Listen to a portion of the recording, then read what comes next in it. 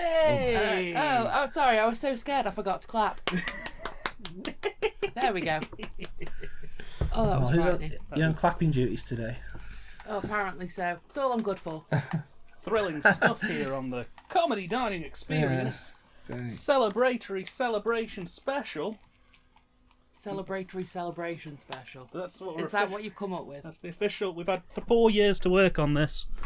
Yeah, and that's what you went with. The Comedy Dining Experience Celebratory Celebration Special. Lovely. And Ben, how are you feeling? I'm alright. I've had Chinese. I'm very tired, but I think that's very apt, really, for what we're about to watch. So if I go silent for a minute, just assume it's not because my Discord's crashed. I've probably just collapsed and fallen asleep. That sounds magnificent. And we're joined today... Running on pure fumes. And we're joined today with Laura, who I'm just going to... Hello. Yes, please fill my glass because I'm going to need it to be full to be able to tolerate this. Just saying. So we just want to take a moment, and thank you very much. We're just going to say thank you so much for subscribing to my channel, which is now 500 of you strong. And it's been a delight to bring you people joy and love for the last... Are you sure it's joy and love? Maybe confusion, something similar. I think if a lot of people watch bad movies, the world would be a better place. If you say so. And I just want to thank everybody very much for taking the time to support the channel and to check us out over the years. We've had a real good time talking to you guys. And it's a double celebration, really, as well, because this commentary marks the 3rd anniversary of us doing commentaries, me and Ben. Sorry, wait a minute, it's time for my applause again. Very nice, See, very doing nice. my job properly. You know, originally when we did the Threads one a few years ago, I turned to Ben and I said, Ben, I don't think this is going to work. You know, I'm painfully awkward, and you are obsessed with Ghostbusters and James Bond movies. It's never going to work. And you said, if I remember correctly, your exact words were, Dan, you're a bloody idiot, but I love you. And together we have built an empire that realistically could only be rivaled by today's film, which is the Tinto Brass exploitation extravaganza Caligula. Back in there with that applause. So, Ben, do you have any words to say to our many listeners who have supported us over the years and Thank you, all 5 of you. It's been fantastic. So, yes, today, big milestone subscriber bonus episode special. We are doing Caligula. We've been promising it for a while now, and we're finally somehow doing this. So I'm going to have to set a higher subscriber goal next time. Definitely. We're going to, get more booze. Let's say 600 for Sarlo. On your bike. All right, fine. That's 600 to Sarlo. 501. 501 to Sarlo. No. 501 more minimum. Hey, that'd be 1,002, so that would be fine. Okay, so we are doing Caligula tonight. I hope you're all very ready for this. Nope. The plan for me is to enjoy this delicious champagne. Or champagne for normal people. Smells of oranges and urine, so that's good fun. Been sniffing urine recently. Oh, you better believe it. It's in prep for this film. Oh, lovely. So yeah, we're queued up on a black screen that's got the very faintest outlines of the words pagan Rome written on it. I thought that said Pastorone. Pastorone on the left-hand side. Oh, for goodness sake. Yeah. What have I let myself in for here? Well, you agreed to support me through these years, so... I know. What was I thinking? Exactly. So, we're queued up on this screen. Let's not waste any more time, because this is 2.5 fucking hours long. Yeah, let's get to it. 3, 2, 1, play. Wow. And we open to... I've probably not watched this in like 10 years. When did I watch it with you, Dan? You watched it just after we finished university, so 2015. So it's been about 6 years. Was it really? I don't think you watched it Wow. with me in university, but... Gosh, that was a while ago.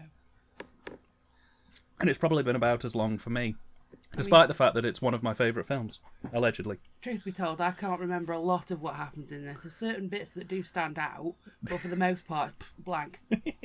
So it's like a whole new film to me. Yay! This will be fun. We did invite Ben's missus to join us on the cast, but she took one look at the title and then very politely said no. And it actually had some sense. I watched this online, I think, when I was in college. Because I was going through that phase of sort of like watching all the quote-unquote classics. And then I thought I might as well catch up on the bad stuff as well. So I went on the Wikipedia page that's like list of films considered the worst. And this one sounded quite interesting. And then you read about all the nightmares to do with it. And, I mean, I basically regret that decision quite a bit. Understandably. Wow, it doesn't waste any time, does it? Straight in with the Exactly. Throughout this commentary, we will be peppering in, because there's so much trivia. There is so much trivia. We'll be peppering in the odd fact and thing as it comes in. A fly just flew out of my beard. How much tango have you been drinking? I think my brain's melting. Yeah, I can relate to that. I think I might be having a stroke. Oh no, it's just Caligula. Sorry. And there's Titty. So refreshing to see young people in nature. So literally, like a couple of minutes in, you've got a load of sheep, bum and titty. This sounds like my kind of movie. I'm not going to answer anything about that. I'm a bit worried, to be honest. This apparently was one of Guccione's reinsertions, for lack of a better word. Fun fact, director Tinto Brass originally wanted the cast to contain actual criminals on conditional sentences as part of the Roman soldiers. He also wanted ugly women in the sex scenes to shock the viewers. The results were Bob Guccione fired Tinto Brass. Well, he's a racist. And what's wrong with putting criminals in films? Give them something to do. Well, yeah. A little bit of incest going on here, but that's all groovy. So, Dan, what's great about this scene? It's the feeling of youthful freedom, the calm before the storm. I compare this scene to Barry Lyndon by Stanley Kubrick, in the sense of we see a vibrant and rambunctious young man ready to start his journey through a nightmarish hellscape world that will leave him and everyone around him poorer for it.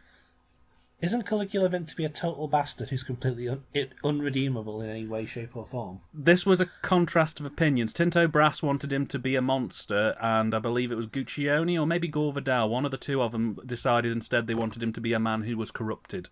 So the result is a hodgepodge of sometimes he's just purposefully evil, other times he's just okay. The result is fucking who cares, no one knows. I agree. So the production history on this film, for those who are not initiated with the production history of Caligula.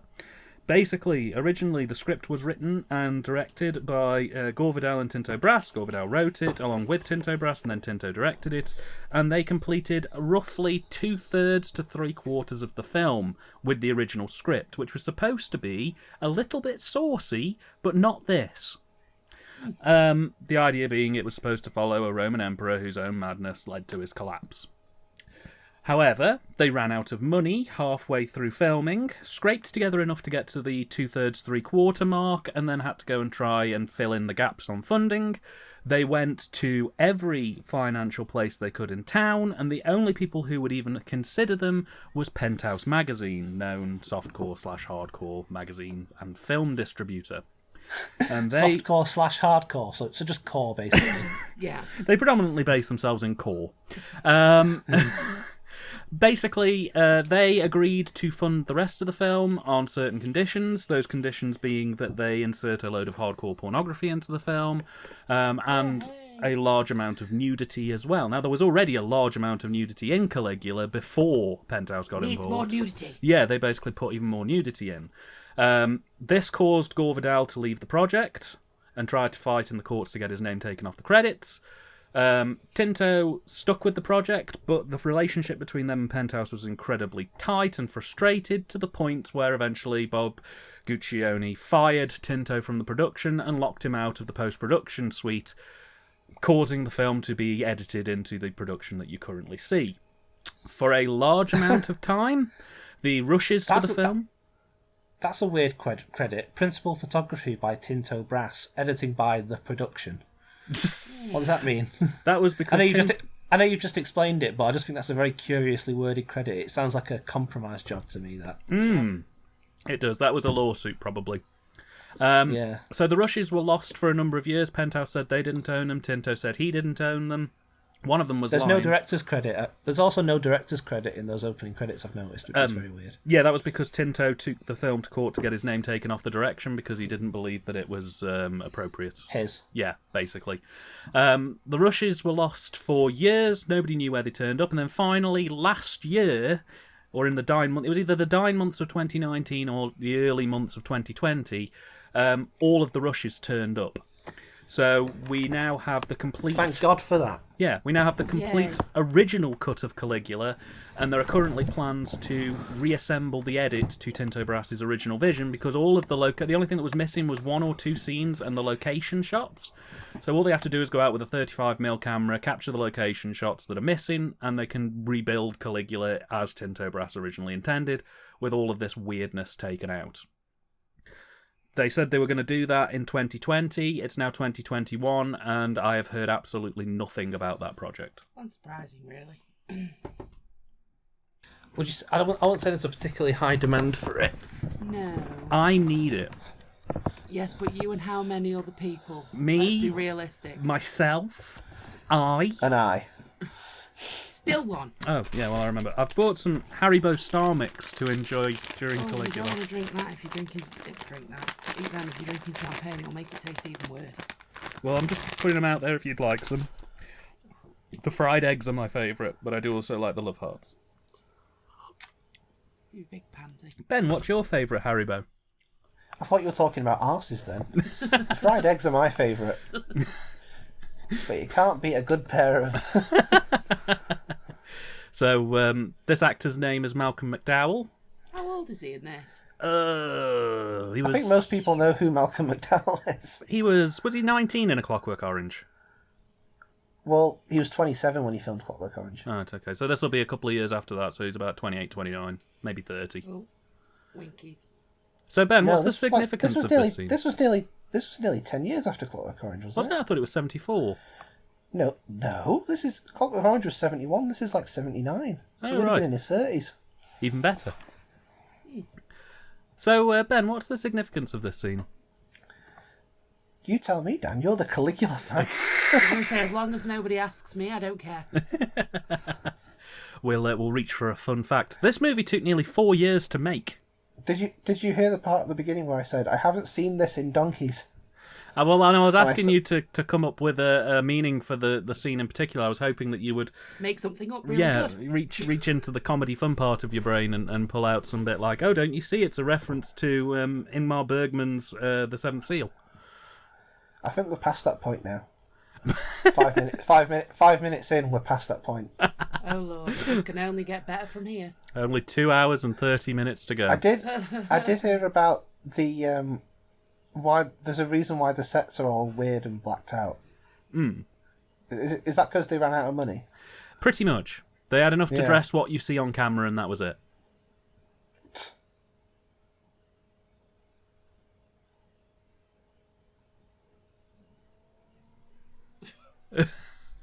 Don't mind me, just running with a vase. I'm sure he was in the thick of it.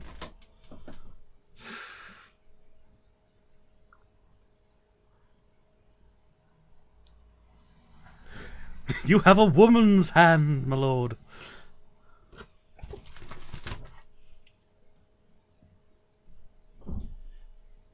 Oh, why did I agree to this?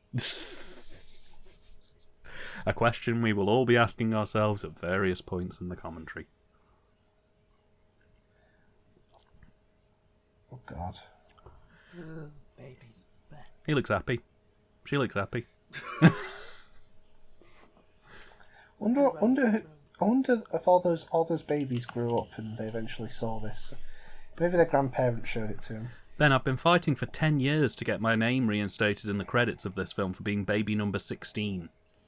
Just imagine, though, actually growing up and knowing you were one of the babies in this. That's, yeah, you. I don't know whether you'd be proud to say that out loud or whether you'd just keep it to yourself. Yeah, I think for the most part I'd probably want to keep it to myself. I'd be out there loud and proud. Oh, I know. Oh, it's his little boot Do stance. your dance, boy.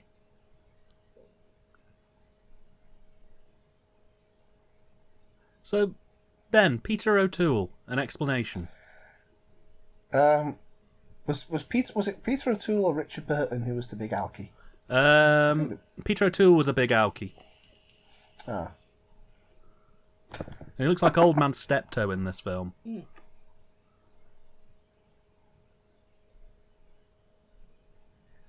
He's a very clean old man. He is. This is where the disco mix of We Are One starts to play.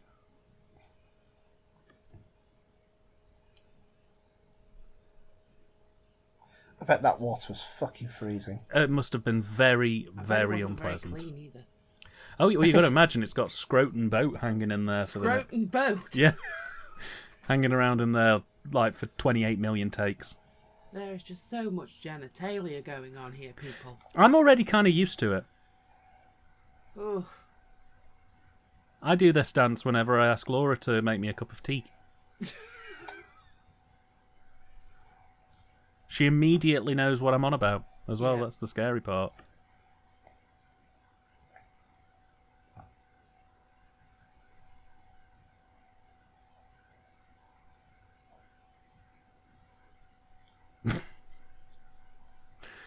I reckon this was Tinto's doing. More than likely.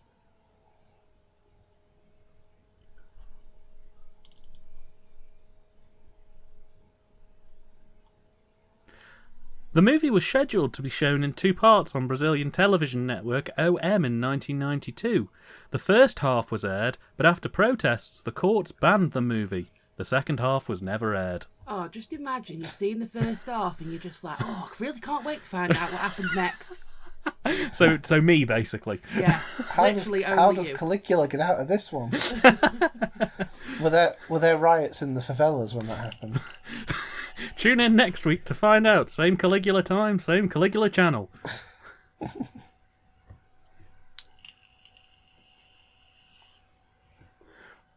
Well, maybe a little. This must be the only time in Caligula where someone being changed is covered up. Bizarrely. As if that matters anymore.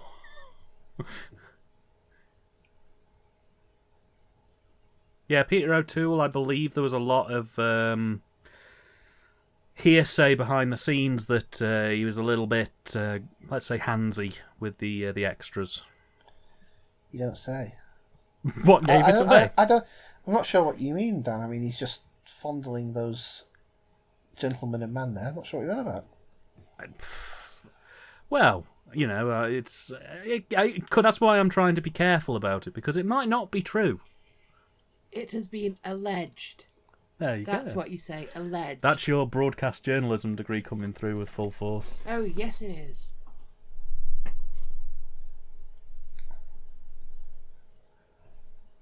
Gloop. Augustus, Hello? would you like some chocolate? Oh, I love chocolate, but first I must raise the Roman Empire, Mama. How long have we been watching this and we've already descended to this point already? This is the point of the comedy dining experience, is to laugh, live, most importantly, Talk crap. to love. Oh, sorry, I got the last bit wrong then. Speaking of that,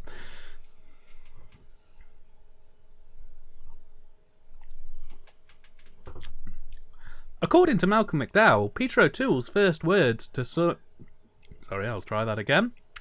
That champagne is very tart and my teeth fell out. What? According to Malcolm McDowell, Peter O'Toole's first words to Sir John Gielgud on set were, "Hello, Johnny. What's a Knight of a Realm doing in a porno movie?" You did remember to get the sugar-free champagne, right?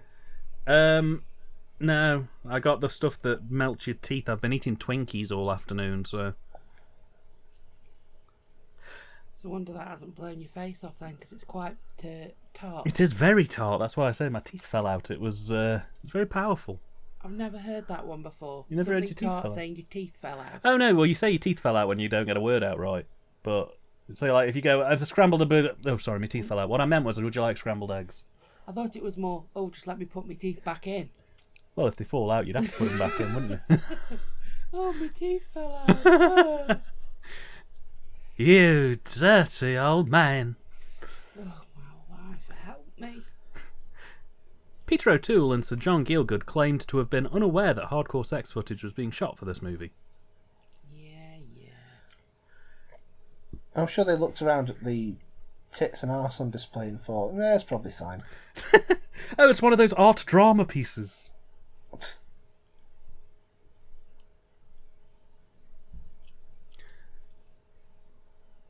Ha! He fell in the water. Child.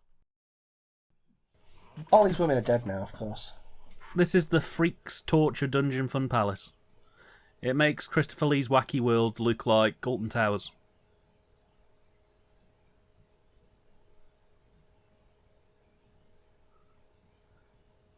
Cut his knackers off.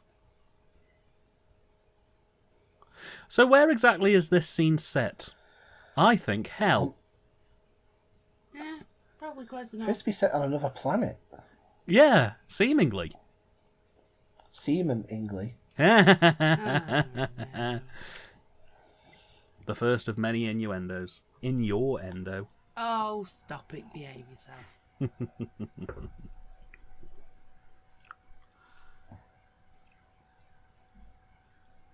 I mean, I don't have the anatomy, but I can imagine that's not very pleasant. No. Quite the opposite, in fact. One would not want that at all. Oh, no.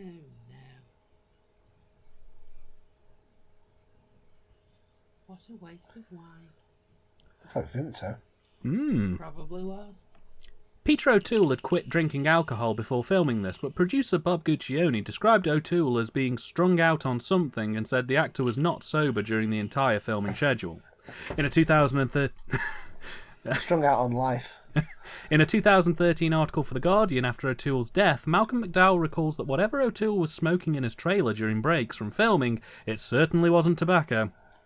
Whenever you have a single split second of a character just looking off screen at something, they always cut to like someone getting off with someone. They don't waste a single frame of like of opportunity to do it. Can you imagine how oppressive this film must be to sit in a theatre and watch? You know, well, like... Roger Ebert wouldn't. He walked out. Famously. I've just seen... Yes, one of the few movies that film critic Roger Ebert admitted to walking out on during the brothel boat orgy sequence, calling it sickening, utterly worthless, shameful trash. If it isn't the worst film I've ever seen, that makes it all the more shameful. People with talent allowed themselves to participate in this travesty. He reviewed what he saw, giving it 0 stars, and ended with a quote from another viewer who told him this movie was the worst piece of shit I've ever seen. It is trash. Like I don't even think it's that sexy. No, because I think it's so absurd. It's just uncomfortable. It's surprisingly disgusting. But that was what Tinto wanted. But it's also the word that you used just then, which I think is very apt. Oppressive. Yes, it's a terrifically oppressive movie. It's constantly unwavering. I need more booze for this. It's in your face for the entire runtime. We're 10 minutes in and we've had 2 orgies. Well, Ben, I would have liked to have known first. Oh. You could have called me. I will say this though: the champagne is about as good as the film, so that's a definite Terrible plus. then. Do you want me to top your glass up, dear? Yes. Absolutely. Only terrible champagne can fix this terrible movie. I own the Blu-ray DVD combo. I own the original pre-cert VHS copy of this film that is 90 minutes long. This just tells me you have problems. And I own the limited edition double LP vinyl of the soundtrack. How many times have you seen this, would you estimate?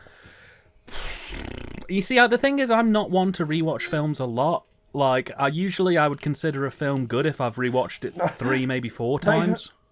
Not even films you own 5 copies of. Yeah. I think I probably watched this film 7, maybe 8 times. But bearing in mind that I only discovered it in like 2010, 2011. And I only owned it on Blu-ray in 2011. Like 7 or 8 times too many. Yeah. Oh. That works out almost once a year. You know what, for me, I think just having this second viewing will be more than enough for me to never have to watch it ever again. Hey, you wait until we get into the sequels. Nope. Absolutely not. I have Caligula 2 up there, Messalina. I have Caligula Erotica, which is Caligula 3. Again. Nope. Somehow they're not as bad as this, and I don't know how. This is just... No. I mean, at this point, as an editor, I would say I think we've got the idea of the hell orgy room.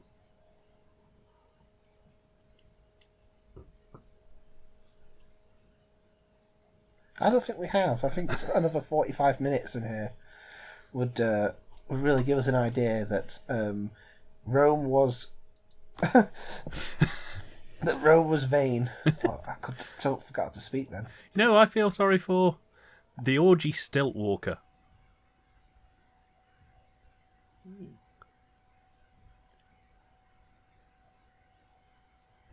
I mean, at least he was pissed. Well, yeah. Oh,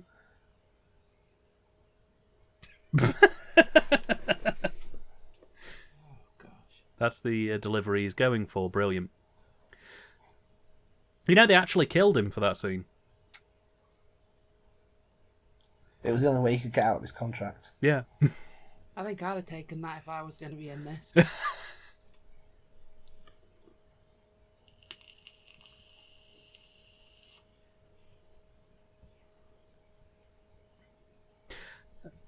Can I have a hell room where I fill in contracts? No. I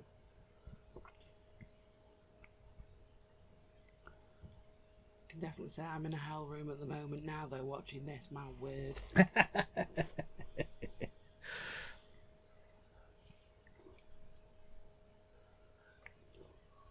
Ooh, these headphones are making me head toasty. Is it finished yet? No, we've probably got about 2 hours, 25 minutes to go. But is it finished yet? Yes, it's finished. Yay! This is all the epilogue. Oh, help.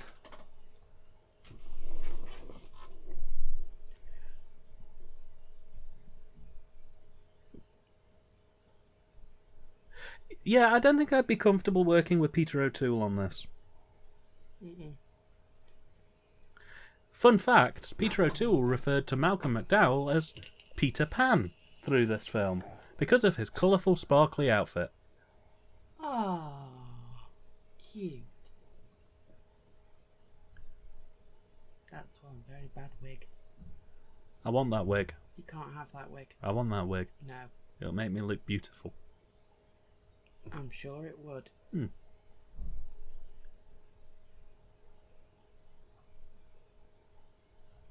I'm trying to figure out if that's an actual shot or whether they used a matte painting. It's hard to tell with this stream. Is it quite low quality on your end? No, it's watchable enough.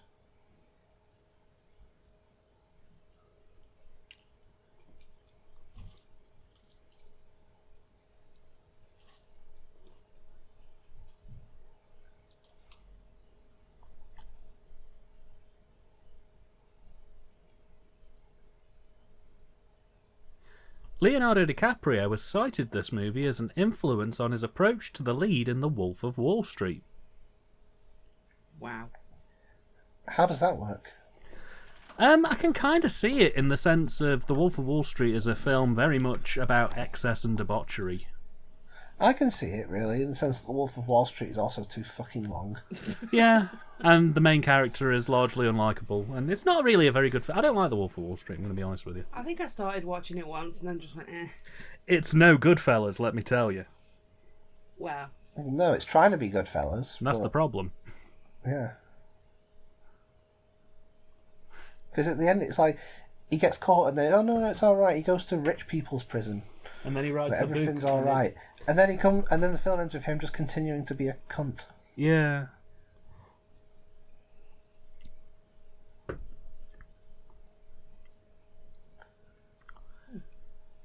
So what you're saying is you would rather watch Caligula than The Wolf of Wall Street? Well, The Wolf of Wall Street has watchable sex scenes in it. At least. Most of this is just uncomfortable. Or at least to me, anyway. It's... Well, I mean, the only word for it, like I say, is oppressive. It's just, it's so... It just doesn't let up. It's just in your face constantly for the full runtime. The problem is that if Gore Vidal wanted to make a dramatic film, it failed. If Tinto Brass wanted to make a softcore dark film, it failed. And if Guccione wanted to make a porn film, it failed. It just doesn't work on any level. It tries to be three different things, and it doesn't do any of them right. Yeah, all three badly. Yeah, well, Tinto's work in the 60s and 70s was very highly politically motivated. I mean, it did have nudity in, but it was very largely tasteful. It was never largely directed like this. I was going to say, I don't think there's anything tasteful in here. No. And I believe his approach to the script was he wanted to show how absolute power corrupts absolutely, and that was his kind of drive in producing this. But he wasn't ignorant to the fact that the Romans as a era were very what's the word? Very boisterous in their sexuality and in nudity. Decadent, was that the word you were looking for? Yeah, I think that would probably be the closest word I can think of. There was a word I had, but I can't remember it, but that word sounds about as good as I can probably get it.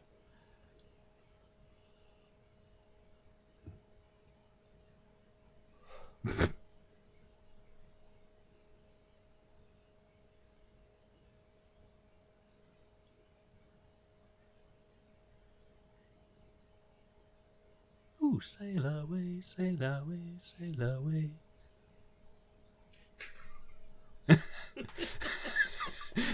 Your cat does exactly the same thing. Yeah. Luckily, I don't have birds in my house. Cool, I do. Oh, give over. You know what I'm saying? Unfortunately. I mean, women. I got you over here now.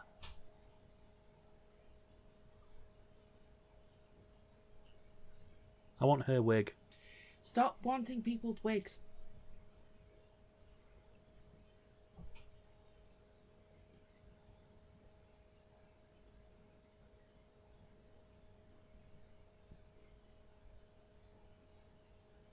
I'm gonna get what I want. What? Nothing. Just certainly a sigh. Not the master of his own domain, that's for sure. No, most definitely not. He'd be out of the contest pretty quick.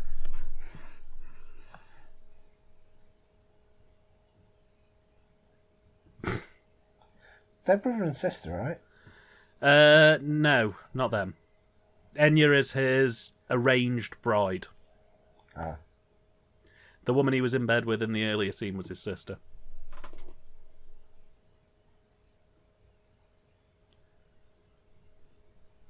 Wow. That water is as red as the rose petals from the Emperor's bathwater. Bathwater!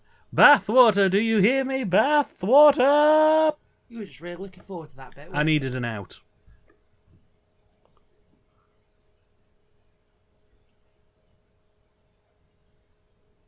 That sounds like you.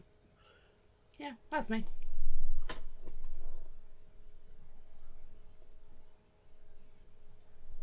So John Gielgud told Malcolm McDowell that he enjoyed the movie so much he paid to see it twice. What? I hope he was exceedingly drunk. You'd have to be, surely. Yeah.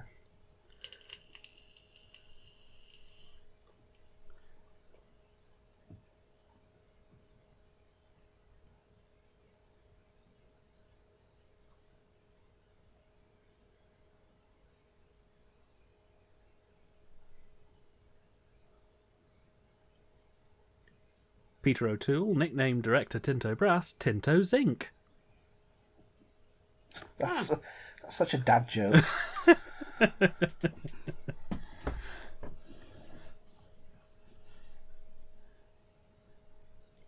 Did Malcolm McDowell ever wear pants in this film? No, probably not. In the contract. No pants. He looks how this champagne tastes.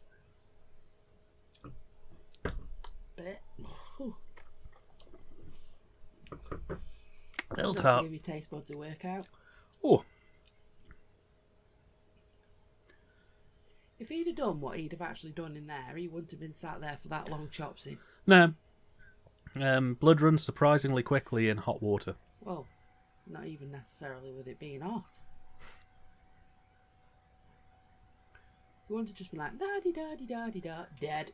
Meh. Maybe he took a sedative. A sedative? A sedative of sedatory nature. Oh, it's alright, let's just leave him there. It's cool. Cleaners, clean up the corpse. Clean up orgy room 5. God, these orgies are getting weirder and weirder. Clean up in aisle 5.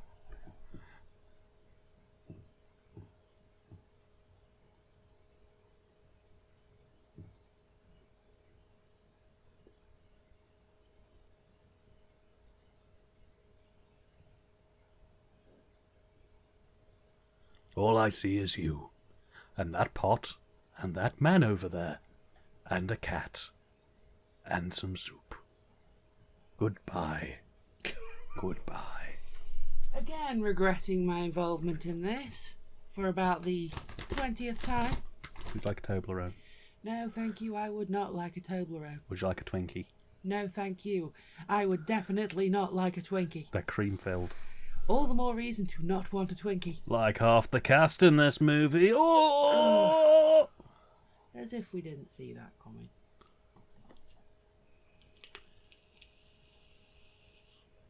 Ah, another day in Roman degrading debauchery.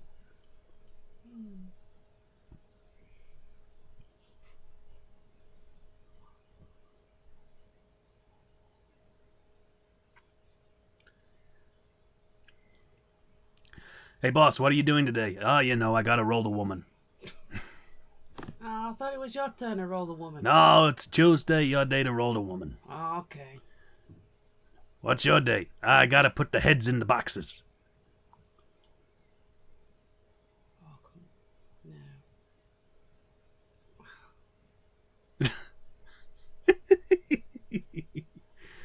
This is just bizarre. You're watching the Caligula comedy dining experience. That's I'm actually a guessing Tinto this was this reshoot time? I'm guessing some of this. Or that shot of the woman cleaning her genitals is a Tinto Brass direct soon staple. I'm not making that up. Every film that he made in the 90s had at least one scene where a woman cleans her genitals in a bidet of some description. Nice. No idea why. It's just a tick he has. At least it's showing people being cleanly. Right? I'll run with that. Hey, what are you going to do today? I got to put the mud on.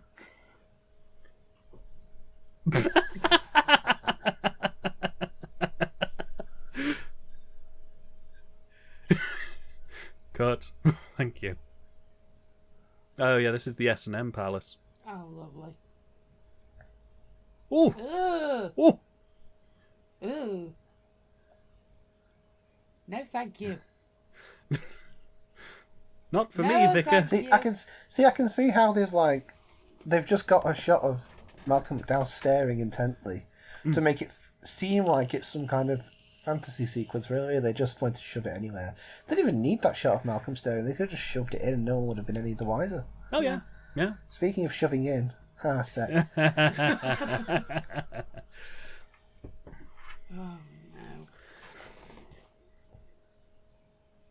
Did that wall have a skull carved into it?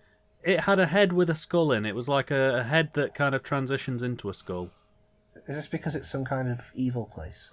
Yes, this is the evil freak orgy sex dungeon fungeon. Ah. I doubt it's much of a fungeon. Oh, I don't know. Thursday night's karaoke. Ugh. So my experience with this film is a bit of a strange one, really. I first heard about this film from... I first read about this film in a book, but it passed me by. It was just one of them, oh, okay, freaky, weird Roman film. Okay, right, fair enough, store in the back of the head. But it was Brad Jones, of all people, who really got me into it in the first instance, because I saw his 2-part Caligula review when it first went out. I think it was 2010, I want to say, 2009, 2010. And just the way he talked through this film completely sold me on the idea of it. Of course it would. So I immediately went out and tried to grab myself a copy of it as soon as I could. And yeah, from there, that's how I got into the film, and from there I've just sort of periodically gone through. I've since gone into all of Tinto's films, barring 2 of his late 80s ones that are surprisingly hard to get a hold of. And it's interesting watching this film if you've seen a lot of Tinto's work, especially his later stuff, because there are a lot of tropes that crop up in this film and in others around it that are actually kind of key staples of his directorship. This isn't one of them. This is just odd, but... Well, all I can tell you is I'm so glad that I got some new glasses yesterday just to be able to see this so crisp and clear. Yahtzee!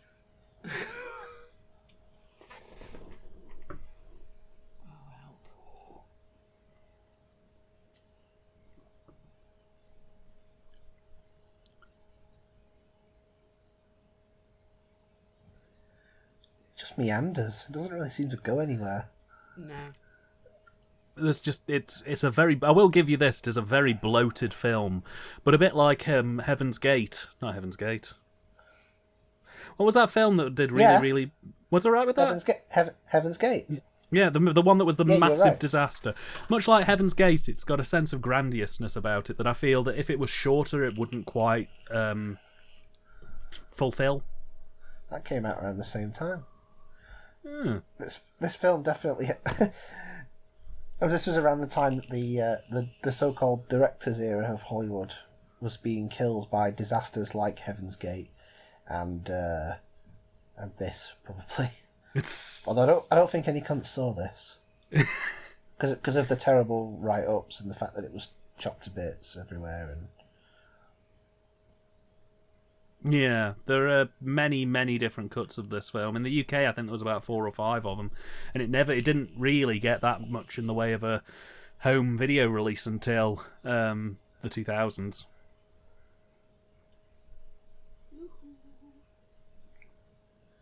Wiki wiki.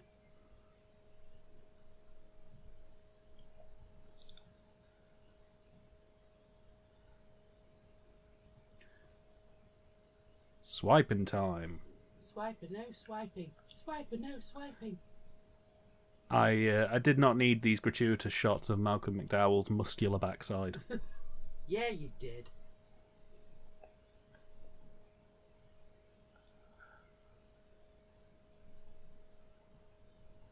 Oh, that goes so well with his outfit. Beautiful. Very complimentary. So now he has the ring. Does that mean he's like can do the thing now? It means he's part of the Lantern Corps. He is Perv Lantern. It's like being the Green Lantern, except he can just summon prostitutes. Spleen Lantern. Yes. Cream Lantern.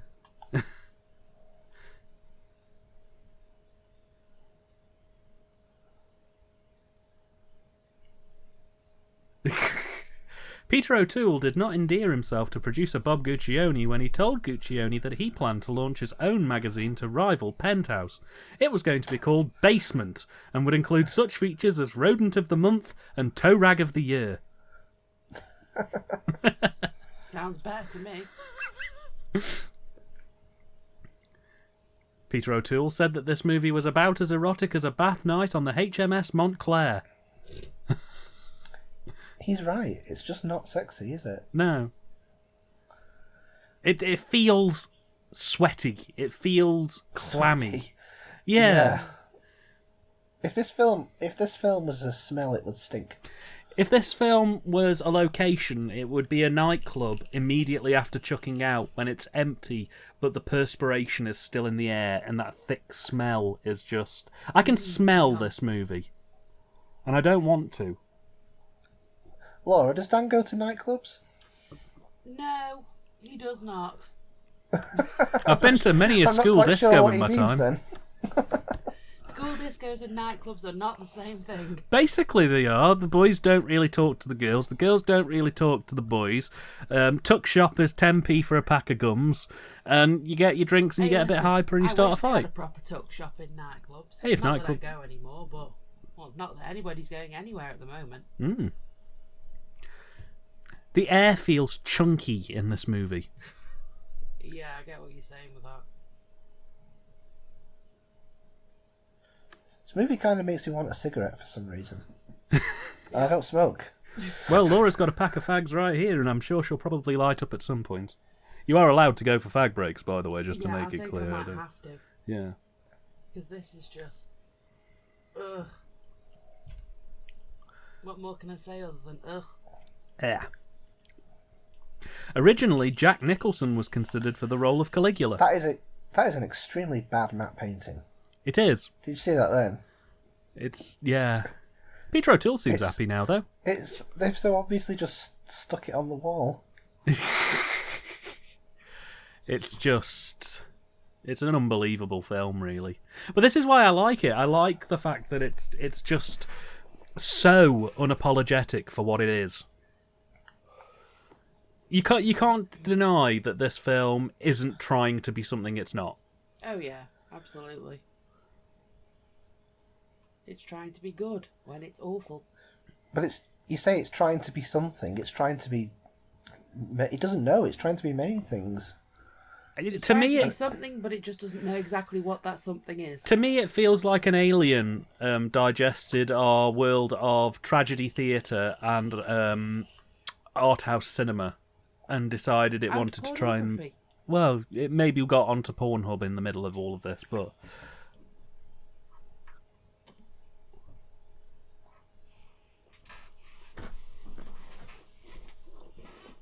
Oh, these chairs are not comfortable. Lean back and enjoy Caligula. Enjoy? Tolerate. What? Embrace. What? The best advice I can give you with this film is if you are going to watch it, lean into it, don't pull away from it. Don't argue with what it isn't doing.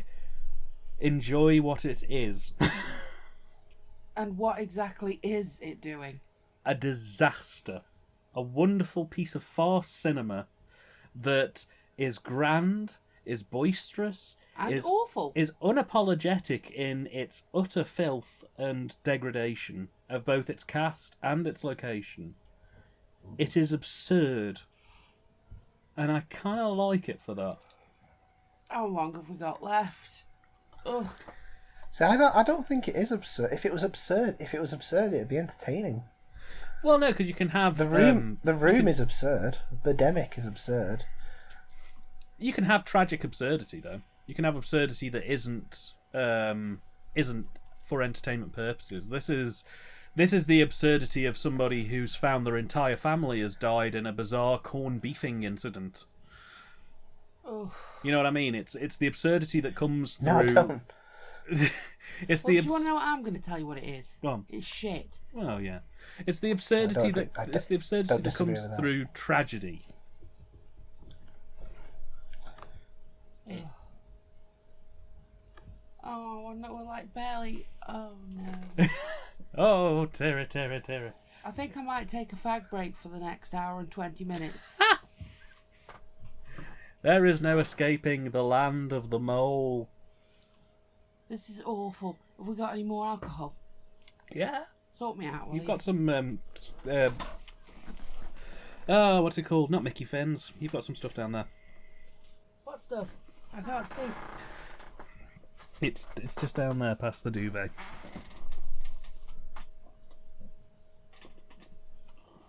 That's rum. Oh, bro. You don't want rum.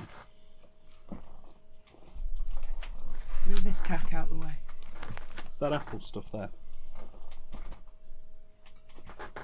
That's for shots. Yeah. As if shots are going to matter now. You'll probably need shots by the end of this. I'm going to need to be shot by the end of this. Oh, just to confirm, Ben, we did get that order of penicillin on standby for after this, didn't we? Oh, lovely.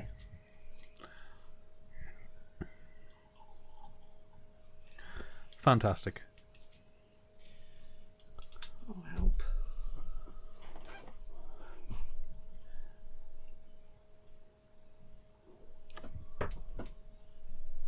Yay! I hope it's international. Oh, for goodness sake. This doesn't taste as good as I remember. You're pouring a tall glass of that. It's a shot. Mm. Well, a bit more than a shot. A couple of shots. Double, triple. Makes sense. Director Tinto Brass was fired during editing. In Italy, he bought a suite against producer Bob Guccione. Oh, a suit, not a suite. He bought a suite against Bob Guccione. What a sweet. It was Ferrero Rocher.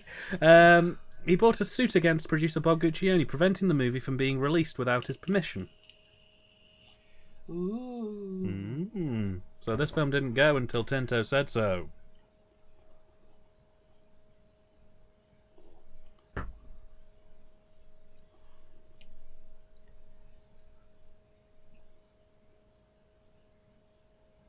Does that mean I have to be in the movie longer? Yes. No!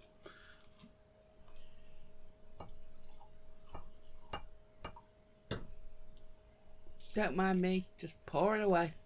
She's freebasing shots here. Gotta make this tolerable somehow.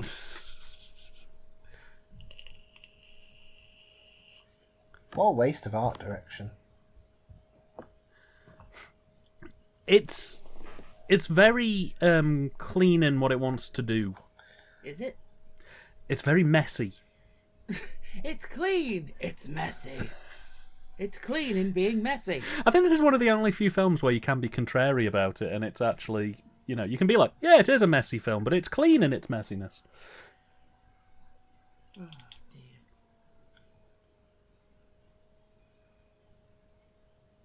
So, Ben, who's your favourite Roman emperor? Titus. Ah.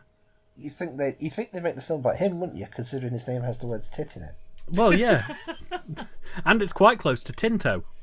Yeah. So, oh, wow. Tintus. Tintus Brass. Oh, Oh, that's not nice. no. My favourite leader was Biggus Dickus. I liked his wife, incontinentia buttocks. I like to think that Caligula was the film that Monty Python's Life of Brian wished it could have been.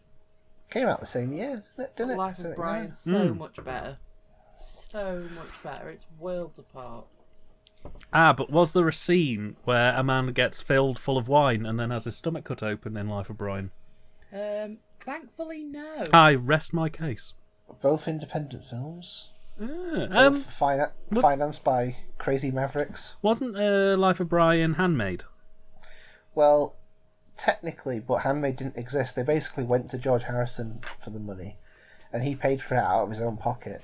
So if Life of Brian had bombed, George Harrison would have had to sell his house. Oh, wow. Yeah. So from the back of that was the success of Life of Brian. Then George Harrison went on and made, because you can't just put on your film George Harrison Presents. It's got to legally be a company. Yeah. So that's so he came up with Handmade Films and then went from That's there. pretty good. And from there we had the joys of With Nail and I, Time Bandits. The Long Good Friday. Mm. You ever seen that? I've not seen The Long Good Friday. It's Bob Hoskins, isn't it? Yeah, it's brilliant. I'll have to pick it up. I know Arrow, I think, put it out on Blu-ray not too long ago. I think Arrow must have some deal with whoever owns the rights to Handmaids, because they release all the Handmaid films for some reason. If Arrow were to put out a Monty Python box set, I'd be quite happy with that. But, Shanghai Surprise. Oh, speaking of a Shanghai Surprise. Now there's an entertaining bad film. I'll have to take a dig at it. It's bad, isn't it, when you'd rather watch Madonna and fucking Sean Penn than this.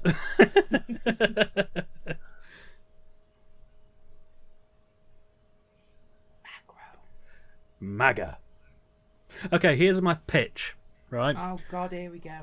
A remake of Caligula, but it's called Trump. Oh, my word. That would be... it wouldn't have the same level of... I don't really want to see Trump indulging in fucking S&M orgies, thanks. Well, no, that was my point. Like, I think the rest of it with him in would be quite funny, but no. I already decided if Trump ever gets his life story made into a film, I wished it had been directed by Andy Milligan. Why are we still talking about Trump? He's like dead now. Is he? He might as well be. He's had Twitter taken off him. We can dream, Ben. We can dream. Social suicide. So, did you hear what he did recently? No. I know that's a common way to start stories these days. Did you hear what Trump did? It's been quite nice actually, not having to. he got kicked out of the Screen Actors Guild. Oh, not SAG. So he said, yeah, he got kicked out of SAG. So he sent them a letter, and the letter was written in his typical elegant style. Natural. He basically was like, "How can you kick me out? Star of such great films as Home Alone 2, Saturday Night Lives, and the best TV show ever, and the best TV show in the last 10 years, The Apprentice." Jeez. How can you kick me out? Have you not been watching Fox News? I've been on every day giving my best. And apparently, because he can't insult people on Twitter, he's been getting his staff to. He's been dictating insults to his staff and getting them to put them on Twitter instead. Oh my life. No, it doesn't surprise me in the slightest. So if you see random tweets from Trump staffers where it's like, Senator Wilson is a poo-poo wee-wee head, then it was probably dictated by him. I'm wonderfully happy that we don't have to hear about him in the news anymore every day, forever. Oh yeah, absolutely. It'll still crop up here and there, unfortunately, but as a general, nice. It's nice. It's quiet. It means we get to enjoy films like Caligula more often. I was very upset for comedy reasons that he didn't do what he was threatening to do and have his own inauguration. The alternative inauguration. Like Channel 4 have the alternative Queen speech. Yes. He'd have the alternative hilarious. Inauguration. Him and 14 rednecks. Sat in a trailer Amazing. park. Lock Hillary up. The thing is, though, is he does think that much of himself that he would go and do that kind of thing. It's probably only under real advisement that he didn't. Real advisement here being they sedated him. Yeah. When has Trump ever taken anyone's advice in life ever? That is a very valid point. He's the classic example of the American phenomenon of just failing upwards. Yeah. Absolutely. I love the idea of failing upwards. It's the only thing that keeps me going. I hear that. Oh. I don't mean about you. Oh! You're supposed to be all like, no, Dan, you're good. You have nice hair and a beautiful face. No, Dan, you're good. You have nice hair and a beautiful face. Really? Yes. Yay! We've not seen anyone's cock in 15 minutes. What's going on? I know this film's actually starting to have a point. Oh my god. It's not having a point. Let's not get too hasty now, Dan. This is the worst episode of Horrible Histories I've ever seen. The lack of sexual activity on screen does not automatically constitute an important film. No. But it's a nice change, though. Ben, tell that to Ken Russell. Here's a question for you. What's more erotic, the bizarre blood stabby orgies in this, or the belly button sex scenes in the room? He's aiming a little high in those belly button sex scenes. The music in those scenes are better. If I had to sit and watch one of them, I'd have to watch the Tommy ones, just purely because whenever he stands up and you get to see his man ass, I automatically in my head hear, I gotta show my ass to sell the movie. Yeah, that works. Oh dear. I didn't like the Disaster Artist film. No, I actually, funnily enough, having read the book, I watched the film back after reading the book, and it's horrifically inaccurate compared to what the book put out. The book, it's just point missing. Like yeah. the whole thing is like in the film they turn Greg into this kind of like idiot child. Like, do you remember in the film where it's like he reads the script of the room and he's like, oh my god, Tommy, this is so great. And then, but that's not what happened whatsoever. No, he read it and he read it and thought it was awful. And he told him, he said, Tommy, this doesn't make any fucking sense. The bit that's missing for me, there are two key scenes that are missing from the Disaster Artist. Oh, hello. Ah, we're back with the weenies. I guess I spoke too soon, eh? I'm uncomfortable. The two bits that are missing for me from the Disaster Artist that really need to be there is the revelation that Tommy owns a building in San Francisco. Like a skyscraper, because that's missing, and that's like a key point, because that's the point where they realise what is Tommy, you know. And the other key bit that was missing for me is the bit where Tommy tries to get into SAG by stealing Greg's audition tape. Oh yeah, I remember that. Greg's off making like the fucking Puppet Master films or whatever. Yeah, because it's... And Tommy's just... It's moments like that where you kind of realise that Tommy's not quite all there. And also they go into a lot more backstory about Tommy's life in The Disaster Artist, about how he grew up in Europe and, you know, he was the Birdman.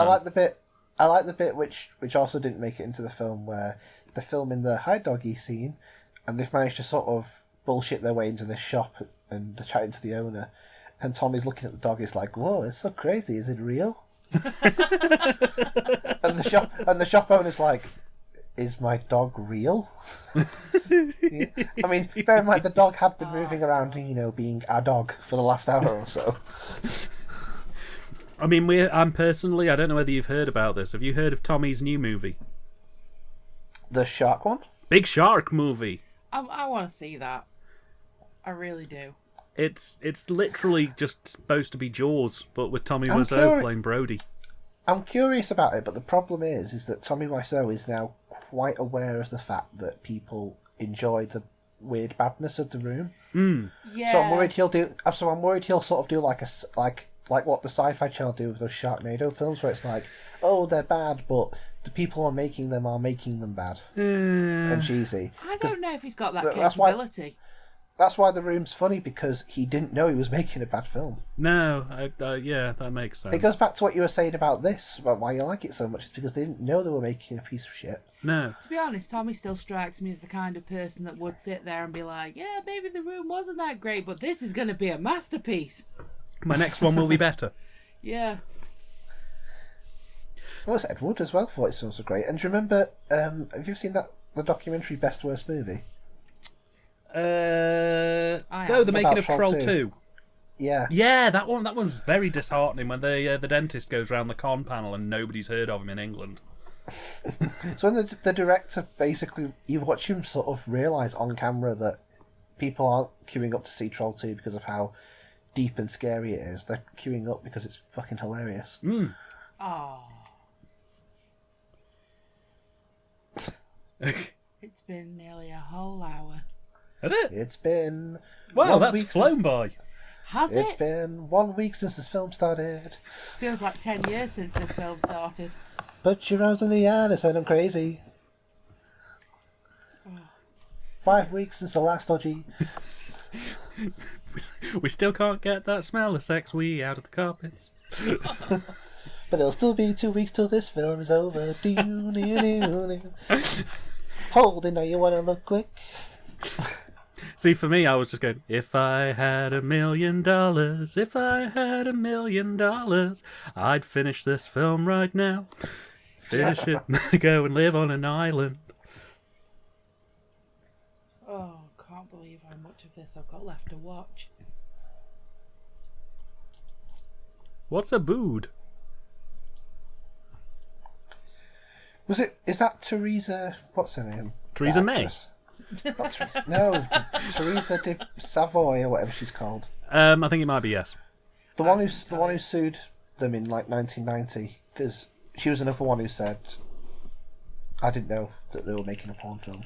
Well, this is another thing as well. They did is the problem, because one of the facts that you've sent me here on this IMDb list is that Bob Guccione requested that all of them come back to do vocal overdubs for bits of the film. Read that. Yeah, he cut them out and then he put them back in again. Yeah. He was basically like, "Yeah, you come in, you do them for free. We'll take the hardcore stuff out." So they did, and then he put it back in. Sounds about right. What a sleazy fucker. Ugh. You just know he was buried in a padded suit. What a naughty bean. Perfectly slick hair. And we've only got an hour and a half to go. It's an hour and a half too long, I assure you. That's the length of a normal movie. Have either of you, I think I mentioned this before, have either of you seen on the Clockwork Orange Blu-ray, there's the documentary on Malcolm McDowell and his career, and it goes through basically his whole filmography, and it's like, yeah, it spends a good 10 minutes talking about Clockwork Orange, and then it talks about If, and then it talks about Oh Lucky Man, and I think Caligula gets about 20 seconds. It's just McDowell saying like, McDowell's like, "Oh yeah, I was in this film Caligula and it was rubbish and I hated it and it was just disgusting. And then I was in Tank Girl." They couldn't even get him back for the Caligula Blu-ray. When Arrow put the Blu-ray out, they had to get a retrospective interview with him licensed. Yeah. So like they basically went back through the archive and found the one time he spoke about the film for more than 2 minutes. Probably for that documentary. And that was about it, pretty much. The rest of the documentary's fine, but it's just that one. He's only in it for one clip for about 2 minutes, and that's it. Yeah.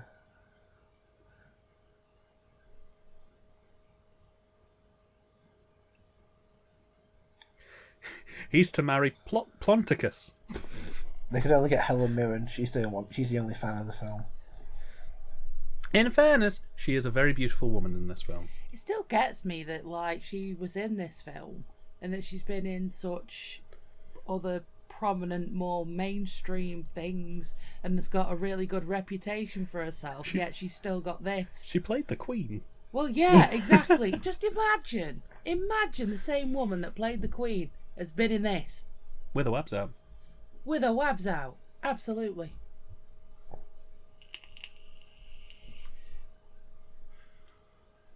Everybody goes quiet for the bath scene. Oh, dear. And Malcolm McDowell is the prettiest one there. Naturally. I think I'd rather shag Malcolm than someone else. Oh, I just tripped on my vape. Oh, I'm good. Well, as good as you can be watching this, at least. So, Plonticus, what have you been doing in the kingdom so far this week? Oh, well, I'll tell you now. I'll get a vape too. I'll get the THC vape system. Oh, are you doing the wacky backy? Dr. San gave it to me. Are you on the marijuana? If you are, I'm jealous. Thank you, Dr. San. Don't end up like another statistic of the Electric Sun Festival.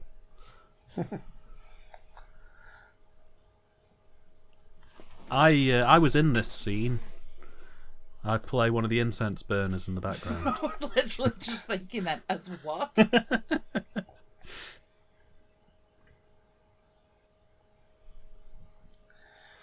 For tonight's performance, the role of Mother Teresa will be played by Malcolm McDowell.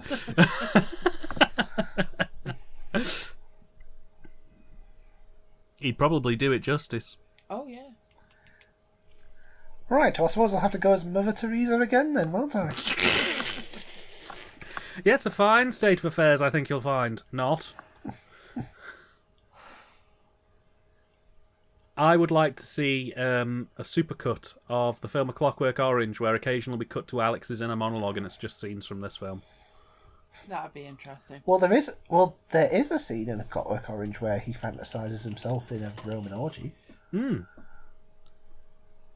Well, what better way Except to expand on that? That was done. That was done with a degree of restraint. I was going to say, have you done a commentary or anything on that yet, like A Clockwork Orange? No, we only realised a couple of days ago that we haven't even done a commentary for a single Ken Russell film, despite both of us really, really liking Ken Russell. And we've been doing this for 3 years and we haven't come up with one yet. Well, at least there's plenty to be working with. Yeah, well, you can join us for the Clockwork Orange one if you like. I was going to say, no, I'm okay, but actually I like Clockwork Orange, so that's okay. Laura suggested not too long ago that we do the Tom and Jerry movie at some point. Oh, yeah, all the good stuff. That film sucks. I remember it's cute. I remember watching that at my nan's as a little kid, and now getting really upset because they spoke. I loved that film when I was younger. When I say upset, I don't mean like pissed off or complaining. I mean it disturbed me. They don't talk. They shouldn't never talk. They should talk. They should only talk. Tom should say like one line every 20 cartoons. Then it's funny. It's not funny when they're just yapping away. My favourite Talking Tom moment was the bit where he gets hit with something and he turns to the camera and goes, I don't even know what he says, but he says it in a very low voice. He goes something like, "Don't believe it," and then he falls over. I think it's when he gets burnt or electrocuted by something. Probably. It's like when the Pink Panther spoke. It just feels wrong. Yeah. I get what you're saying. Yeah. Well, Dexter's Ego Trip was another one. But seems really inappropriate to be talking about children's cartoons right now. You know, you've got a valid point there. But it's more interesting than what's happening on screen, so... Yeah, you're not wrong. What were you saying about Ego Trip? I was going to say, one of the films that we were considering as well was Dexter's Ego Trip to do at some point. Did you see that one, Laura? I couldn't tell you. It's the one where Dexter has a time machine and he goes and meets all different Dexters. Oh, no, yes, I have seen that one, yeah. But obviously it's been a long time. That really made me cry as a kid. Like, that film upset me deeply. It really did. And even when I watched it again recently, I felt a bit of a tinge of unhappiness about it. Ooh, this is one of the few bits of Caligula I actually remembered. Yeah, you never forget the Oh, yeah, I remember this. I'm sure that is very, very historically accurate. Very. I'm sure the Romans did invent a kind of weed-whacking decapitation Well, robot. you know who did the research for Caligula, don't you? Was it the guys who did the Doctor Who restoration on the DVDs? No, it was Robin Hardy and Anthony Schaefer.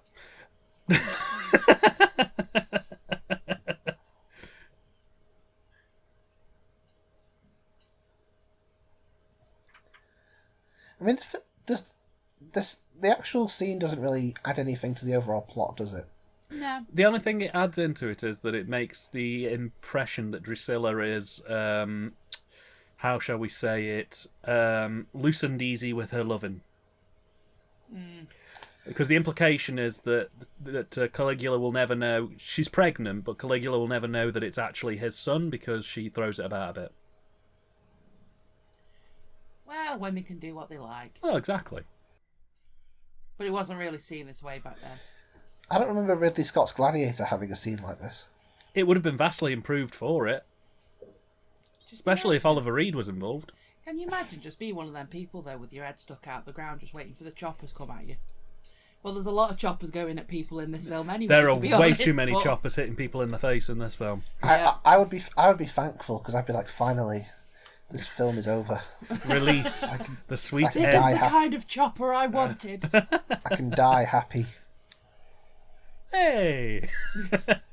And we'll just hold on that shot for about 2 minutes, I guess. Yep. Because we have nothing else to cut to. This is just, again, it's just one of these films where you feel like you should be... I mean, I worked as an editor, and you just feel like you should have been sat in the suite looking over fucking Guccioni's shoulders saying, and cut. Cut the scene. Yeah. Well, considering he changed the fucking locks on the editing suite, I don't think anyone was in a position to say, actually, Bob, maybe we shouldn't. I don't think the words, actually, Bob, came out of anyone's mouth at any point during the editing suite. Didn't you say that they actually threw the edit machine out of the building with that? It wasn't just that they locked the doors, they got rid of the edit machine as well. Yeah, which that just if that's true, that just strikes me as a power play. Like a gigantic fuck you to Tinto. basically saying, "This is what I think of your involvement in the snow. Fuck off." Which, again, given that, like I say, most of the time he wore sunglasses and had a cigar, I just got this image of him sort of framed staring out a window as his edit machine is very slowly being destroyed by snow. It's a shame they didn't destroy the editing machine while the reels of film were in it. Well, this is the thing. Yeah, very unfortunate.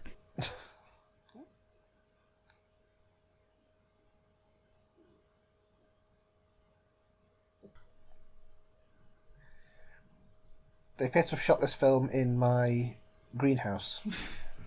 You live on the 15th store of a block of flats, though, Ben. Yes, I have my own greenhouse. It's magnificent, but you have to tread carefully when you step out onto it. I have a mate in the council. We go back. Ah. He opens doors for you, or rather greenhouses.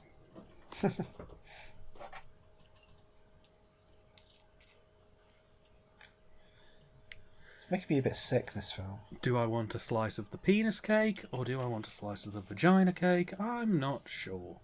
Yeah, have a little bit of both. Oh, is it over yet? Still, I don't know, but the time has come for a toilet break, so you two will have to be very witty amongst yourselves while I go and do that. Listen, do you not know me, Ben? I can't do that. Sorry, you're on your own, bye. Oh, thanks, pal. See you in a minute. Bye. Right, now that Ben's gone, let's talk about him. Yeah. Contrary to popular belief, this is Ben's favourite movie. Yeah, he loves it. Ben loves this Ben film. thinks this film is top stuff. He's just trying to pretend he's cool by saying he doesn't like it, but he loves it. He does. He wants to marry it, and he watches all of the sexy bits and goes, ugh. He does. It's true. It's a verifiable fact. Indisputable by God and law. I wouldn't go that far. Oh, he's chosen to leave at the worst bloody time. Aye. There's a very I can't remember. there's a very questionable scene coming up now. Well, no, it's been a while since I've seen it, so I couldn't tell you. This isn't going to come across good to either of us. Let's be completely honest. Oh no, is this going to make me sad? No.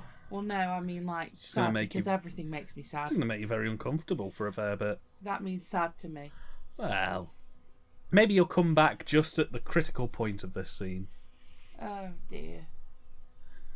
So these two have just gotten married, but Caligula wanted to bonk her and was originally going to choose her to be his heir. Oh. So he's tearing her away from him on their wedding day. This is the equivalent of the That's some reception. prima nocta kind of shit. Yeah. But because he's the emperor, he gets to do what he wants because he has full free rule. And when I say do what he wants, He can do what he wants. yeah. So this in and of itself would have been embarrassing because she was a virgin as well, Yeah. who was saving herself for marriage. Yeah.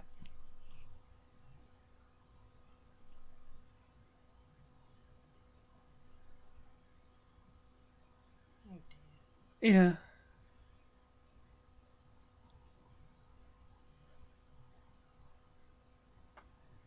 This is uncomfortable. It's a very uncomfortable sequence, and it only gets more uncomfortable. Like I say, I think Ben planned this. He did it deliberately. He did. He chose to leave just at the exact point, and it gets worse. It does get worse. See, like I say, it's been long enough for me that I don't actually remember. Yeah. I don't know how I feel about it.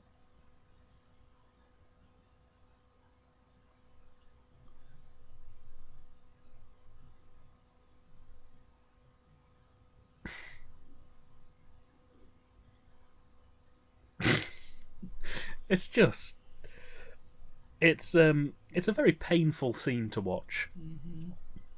And I understand why quite a few film directors and film critics walked out of this film around this time. Oh dear. Mm. Oh dear, dear. Mm. Do you not want? They're bad touch. Bad touch. Bad touch indeed.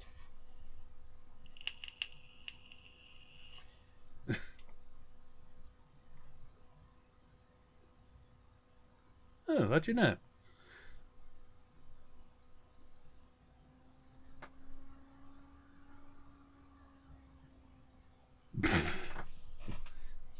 Yeah, you thought it was bad before, it gets worse. Mm-hmm.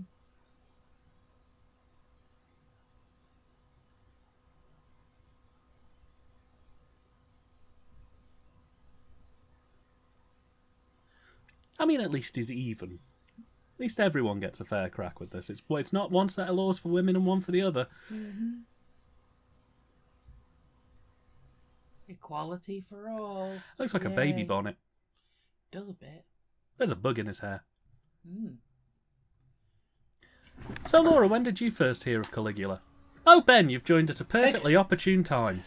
Hey, cunts, what I miss? Caligula took a freshly married husband and wife into the back room, took the wife's virginity before the husband had any chance to take a look into things, and he's about He's looking up his arsehole. Yeah, he's about to bum this man. Lovely. You joined at just the right time. at just the right time. That's kind of like what I just did, except with my arse. That's lard.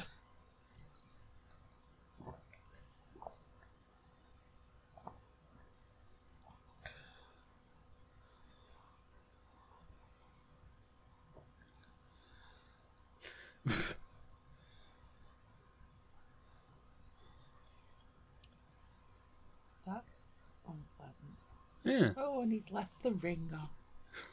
So, well, I mean, it'll take more than an operation to put that back on if he's pulled that off. He's talking about his bumhole. Yeah, we get it. Get me to the nearest pharmacy. Caligula, the usual. Yes.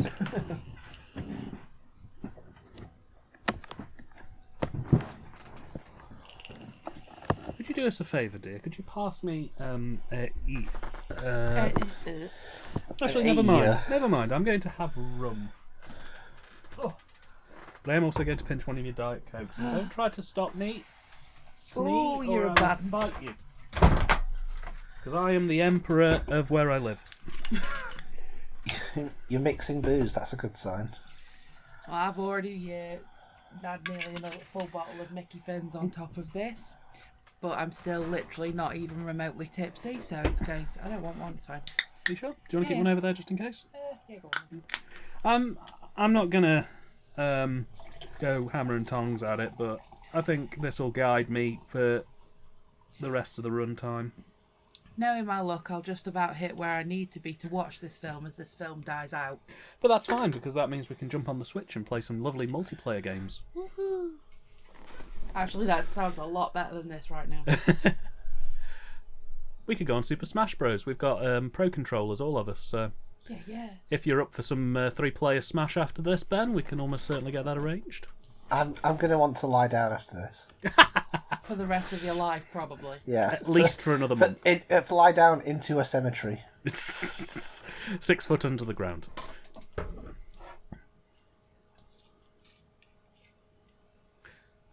But we don't. Brilliant. I do this every night when I ask if it's okay for me to go to Burger King.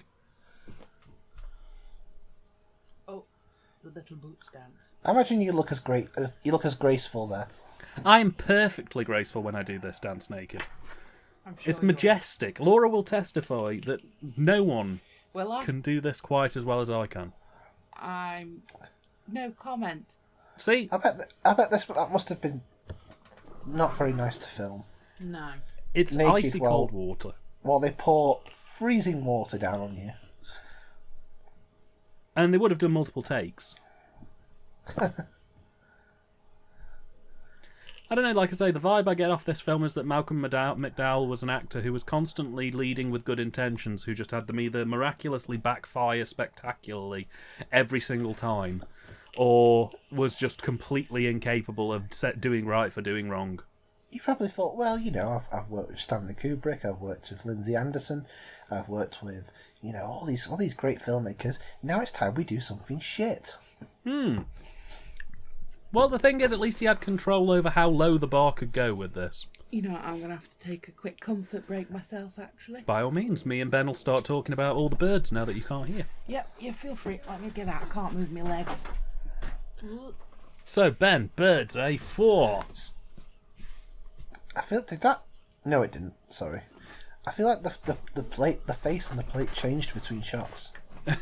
Well, this is one of Guccione's scenes. It didn't, but I like to imagine it did. Well, Like it's just getting. The smile just keeps getting bigger every time. well, all of those scenes on the other side of the peephole are Guccioni's hardcore scenes. They lead into a lesbian orgy scene, which, again, Laura's chosen to leave at a very opportune time. Oh yeah, it's like they've not even made any attempt to fucking match it up. No, with the Tinto footage. Not one.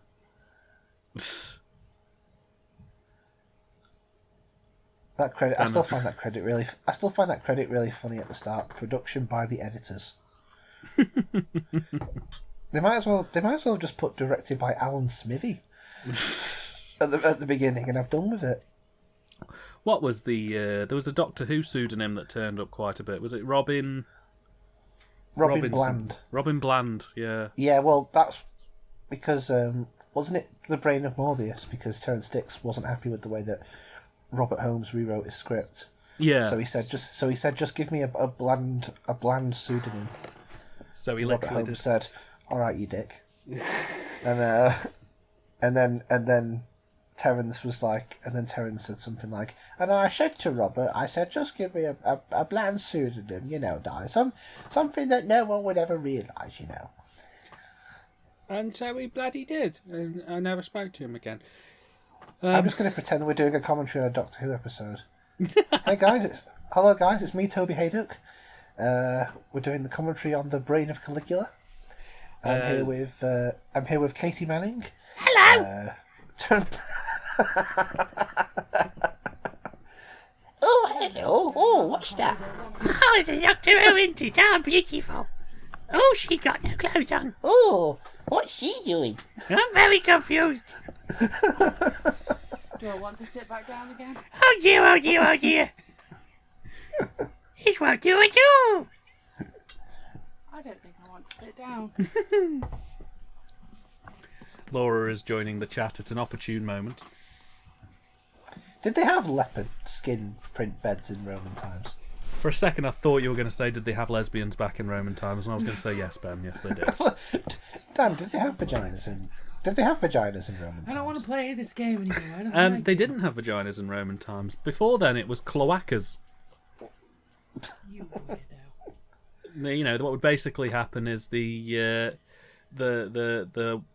cloaca would come out and grab the gametes and then take them on board. Yeah, this has got too weird even for me.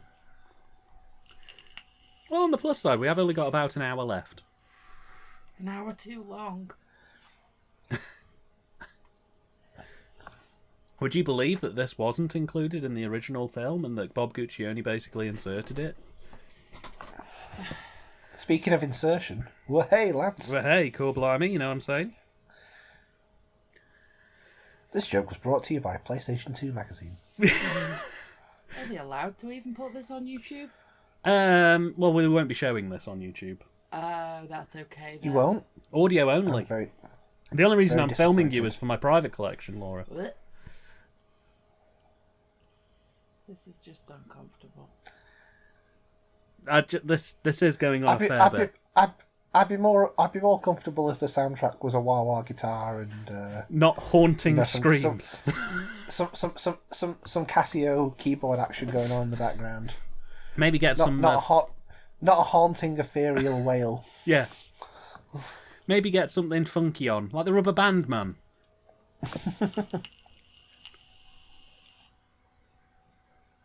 Oh, that's what you call it now. My editing suite is Incitatus.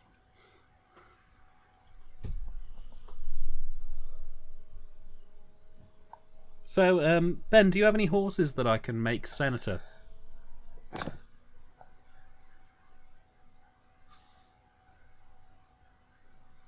Crazy horses. If it makes you guys feel any better, if we'd have been watching the original UK cut of this film, it'd be at the credits now. Thank Why God for couldn't that. we watch that one? Because it's only available on VHS.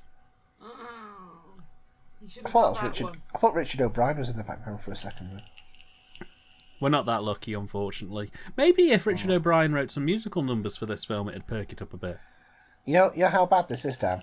Go on. I'd rather be watching Shock Treatment.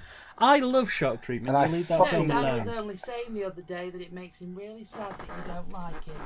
I fucking hate Shock Treatment. It's a fun film. I enjoy Fucking it. boring. Well, of course you would. You just don't like it because there's not enough boobies in it. I don't like it because it's fucking boring and the songs aren't as good. The songs are good. I've got it on vinyl. They're just not. I really tried to like them. I really did, and I just couldn't. Breaking Out is a classic. I like Little Black Dress. That's about it. Little Black Dress is good. I like Looking for Change. I like Shock Treatment, the title track. I think it's just the result of a film where I was reading up on it. And it's like the budget was dramatically reduced, like ridiculously so. When they basically realised that they were making a film intended just for the midnight Rocky Horror circuit. Well, you know what the original script for it was before it got downsized to a television studio, don't you? It was going to be like, wasn't it almost going to be a sort of weird sort of Truman Show-esque thing where the entire town was under the control of this sort of organisation? The same organisation is running the TV channel. Yeah, basically the whole plot was going to be that every house had cameras hooked up in them, and that their antics were broadcast 24 hours a day. But if the house was doing something more extraordinary or bizarre, it would be more likely to be featured on the channel. So it was basically kind of predicting YouTuber influence culture more than anything else. But it was just this side, and Brad and Janet kind of exist in this town that's been bought out, and they don't really want to be part of the culture, but because they don't want to be part of it, that makes them more popular than ever. And then they start having marriage drama troubles, which makes them even more popular, and that's when the head of the company decides he wants Janet, and that's the plot of the film. And then it pretty much follows the beats of Shock Treatment, but in a city rather than in a studio. It's better than that Rocky Horror sequel script that he never made. Oh, the one I've where they read go to that. Vegas. No, I've read that. It just that would have been a disaster in every sense of the word. Yeah, no, I would agree with that. It was called something like Revenge of the Old Queen, or The Bride of Frankie, or something like that. I know they did one that was called Rocky Shows His Heels. Rocky Shows His Heels. Yeah, that was one of them. Yeah. Joe, I read recently that it's gossip time. That Barry Bostwick and Susan Sarandon had a little thing going on the set of Rocky Horror. Apparently, it was a secret for years, and then in an interview in 2013, someone gave Richard O'Brien too much sherry. Sherry? And he was like, "Sherry, Sherry. sherry." Sherry. And he was like, "Oh yeah, they were right all the time. They were shagging away like crazy horses." I just wanted to make a movie, but they were just like, eh. And then they took me to this film called Caligula, and it was really upsetting. And I said I wanted to be in it, so they put me in Flash Gordon. Flash! Oh, I wish we were watching Flash Gordon. Hey, I've got the nice, sexy Blu-ray of Flash Gordon. We'll have to do that at some point. I bet you do. This is the thing, right? Looking back at the fact that we've been doing this for 3 years, I'm astounded that there are so many films that we really, really like that we haven't yet done. And yet you end up doing things like this. Yeah. Well, it's because we don't do this every week. Well, no. If we did it on a regular basis, it would, but We'd need to hire an editor for that kind of nonsense. I mean, today alone, I've got 5 hours worth of commentaries to edit. I mean, I was doing lots of unpaid research on your upcoming Caligula video last night, so Well, that's great. One of I the don't things. I don't see a penny for it. Like. Well, spoilers for stuff that will probably be coming up at future. At some point, I really wanted to do an overview of Tinto Brass's films, and I was going to call it Solid Brass. Yeah, you can count me out for that. It's not going to be commentaries. It would just be reviews. Or Brass Eye. Yeah, Brass Eye would be good. I like it. I like it. We'll have that. Brass Neck. I like it. We could do this all day. Up your brass. Brass That is hole. not a real pregnancy belly. Personally, I'm a fan of Brass Hole. But we take a look at like Tinto Brass's filmography through the ages. What you do there is you just call the documentary Hole, so then it would read Tinto Brass : Hole. Brass hole. Tinto Brass colon hole. Colon Well, hole. yeah, same thing. I got to show my ass to sell this movie.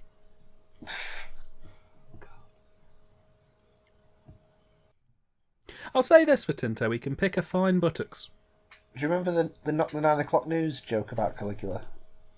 No, you'll have to refresh my memory.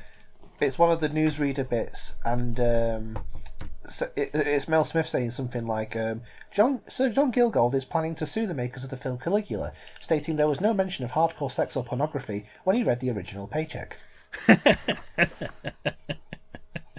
That's not far off. Apparently Orson Welles was offered a part in this. Blimey. Now that would have been a movie. He would have been the Helen Mirren part.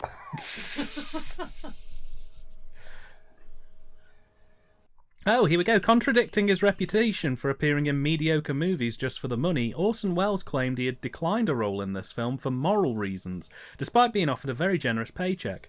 Gore Vidal believes this while laughing at the claim in Frank Brady's book Citizen Wells that Wells was offered the starring role.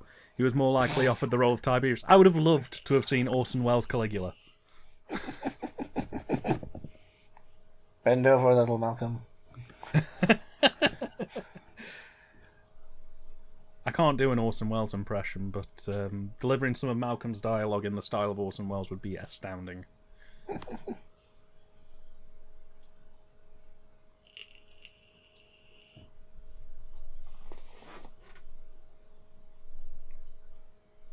Oh, Yay! Vomit. Christ. Slow motion vomit. yeah. Even better.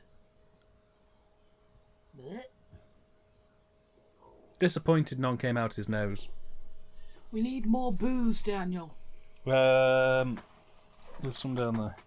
You demand to have some booze, would you say? I certainly do. Malibu or whiskey. Do you want some Malibu? Not really. There's some vodka right down there. So there is. I bet it's mine. No.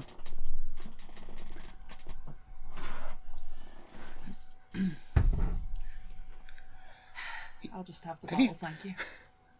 Why is the horse in bed with him? Did he fuck the horse? For the sake of argument, why not? Probably. While filming the scene where Caligula's army tries to invade Britain, Malcolm McDowell asked director Tinto Brass why the soldiers weren't wearing any armour.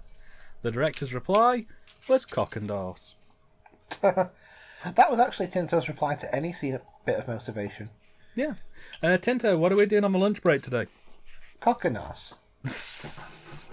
Tinto, we've got a bit of a problem here. Malcolm McDowell's costume's late and turning up. What should we do? Should we dress him differently or just have him go out naked? Cock and arse. Perfect. Tinto, Orson Welles is at the door demanding his part be put back in. Cock and arse. Did he say it with a slightly Irish twang? Yes, because Tinto Brass is actually from Ballacrane. Ah, brilliant. Hey, I'm a County Mayo man myself. No, you're not. County Cork. Sort of. Sort of. Along the line somewhere. I'm in the bloodline. Do you mean sort of? When you say sort of, do you mean not at all? Basically. I'm second, third generation, something like that.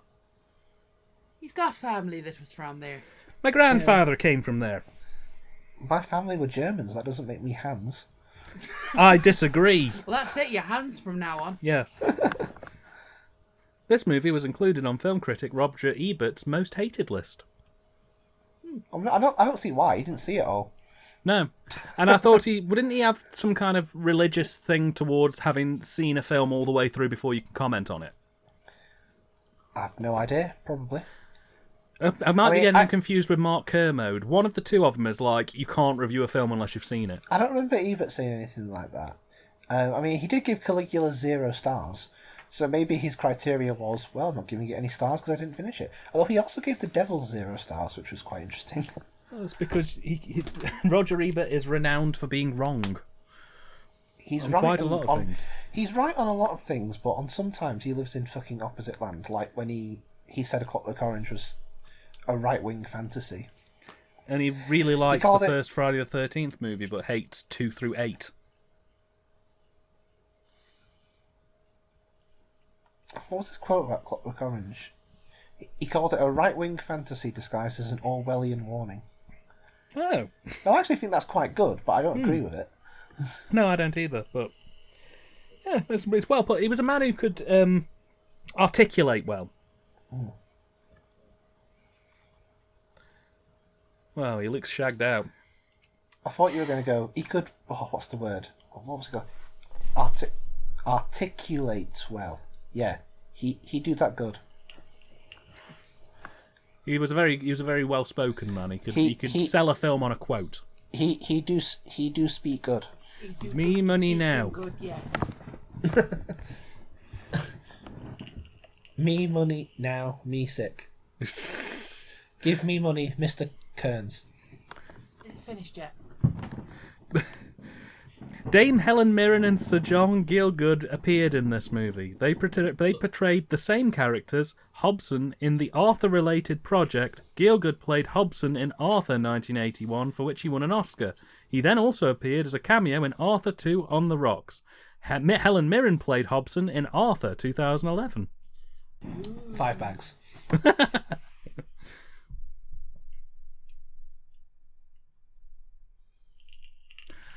When a print of this movie was imported to the UK for classification by the BBFC in April 1980, it was seized by Customs and Excise, as it might contain material that violated British law. After negotiations with BBFC and Customs and Excise, it was agreed to bring the print to the premises of the BBFC, where it was viewed by the censors of the BBFC, together with customs officers and 2 lawyers, including one from the Treasury Council, to point out the scenes that had to be removed in order to make the movie comply with British law, which meant that 8 minutes of this film had to be cut.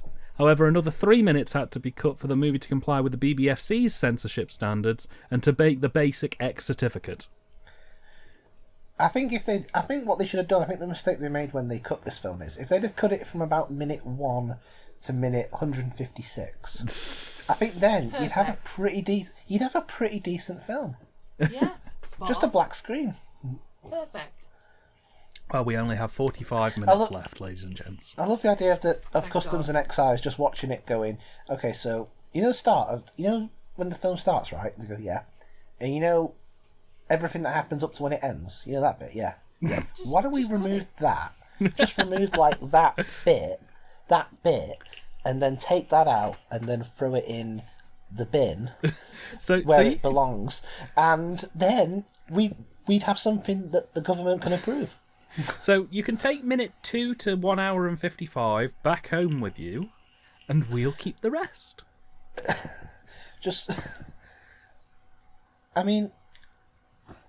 It's weirdly worded, that, isn't it? Because it's saying it was seized by Customs and Excise and taken to the BBFC. It was going to go to the BBFC anyway.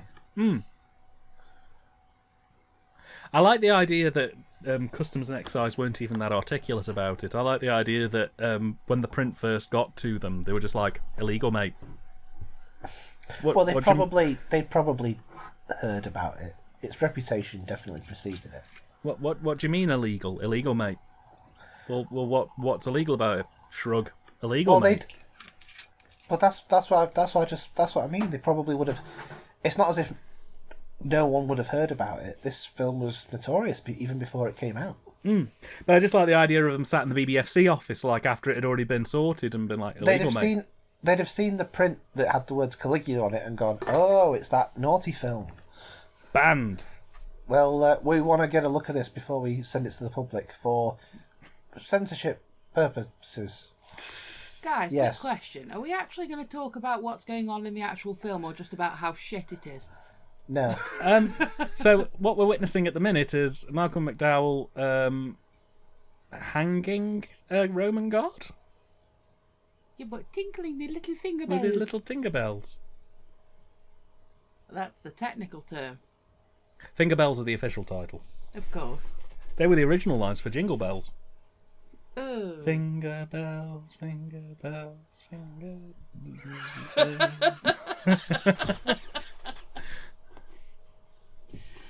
I sure hope not.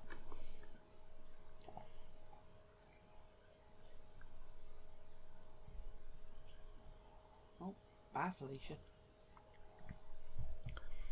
A sweaty man entered the chat and removed his dagger. I mean, you just become desensitized after a while, don't you? Like, something like this is happening, you just think, oh, right, okay. I mean, we haven't even got to the boat orgy scene yet. Oh, we're missing out so much. And so I cut his cock off.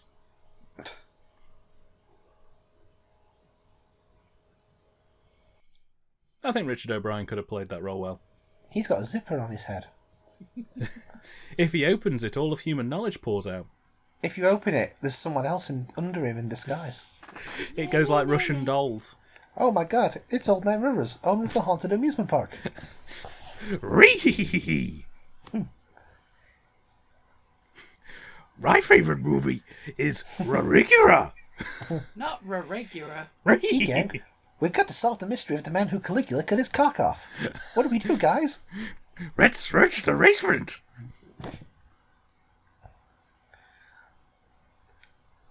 Like Yoink Scoop, he's got a sword. Like Zoink Scoop, I'm really freaked out by this Roman Emperor guy. Oh, I had that mask in my life. Bit weird, but okay.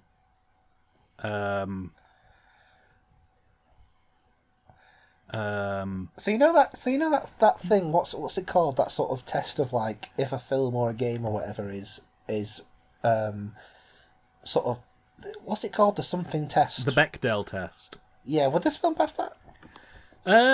So the rules of the long pause and then She's peeing. yeah. long pause and then yes, Ben. Yes, it would. Now watch the scene where the two women enjoy bleeding and weeing on the man. Yeah, in this film where women basically exist only to be shagged or die. I mean, that Pretty sounds much. like a weekend. No. That's all I have to say about that one. So the Bechdel test, I don't remember what the exact rules are, but I know that one of them at least is that you have to have two female characters having a meaningful conversation that isn't around a man. Well, I mean, the scene where the two ladies were getting gone together on the leopard skin, that was a meaningful conversation. Ah. He's just a sausage. It's not real, Dan. It's just a pork sausage. He was getting problematic, so I cut his cock off. Here you go, doggies. According to Wikipedia, the dog is a domesticated carnivore. What is it with the Italians and cutting willies off? and is the most commonly abandoned. Hey, Google. Shut up. My Hey Google got triggered. Say, Google, Started stop. talking about dogs. Hey Google, kill me. End my life. Activate the... Oh my god!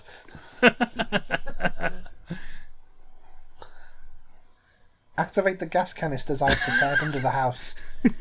And by my house, I mean the house. Sorry, guys. No need to apologise. Bye. But I think in a weird way, you'll both thank me. Oh no, we will definitely thank you. It's Well, quite Ben, alright. see, the joke's on you. For you, you have a worse torture, which is you have to sit through Caligula. Oh, God.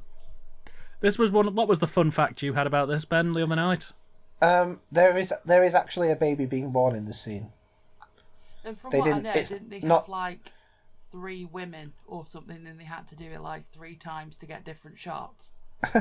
They filmed it and then they said that wasn't good enough. Put the baby back up there.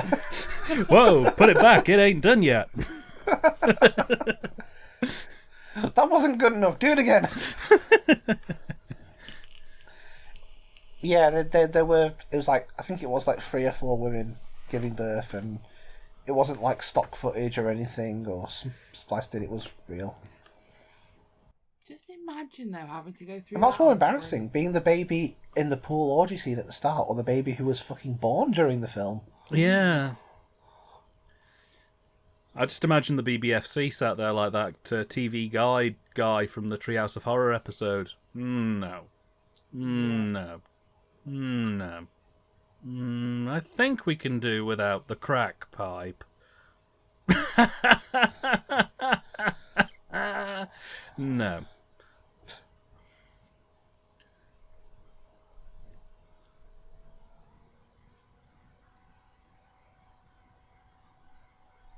Yes, it's a child.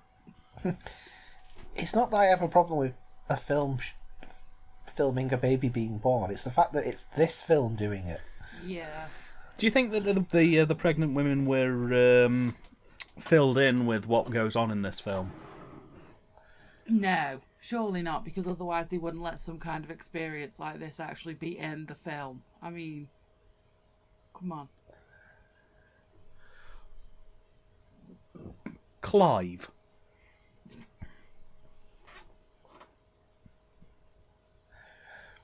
Why is he wearing the St. George flag?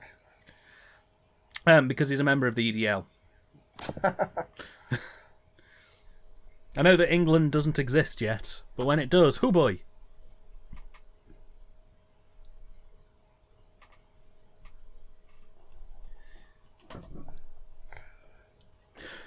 Do you think it would be a pisser to take this film back to like the 1800s and scare people and tell them that this was actually a capturing from the actual event? No, take it. What you do is you take it to Thomas Edison, and he was like, "Hey, that's a great film you did of a train coming into a station. This is what your invention is going to be used for, Predominantly. in the next 100 years." You know what? I reckon that pornography probably outstrips actual film by at least fivefold, if you think about it realistically. I don't know, Dan. Why don't you tell me when actual pornography started?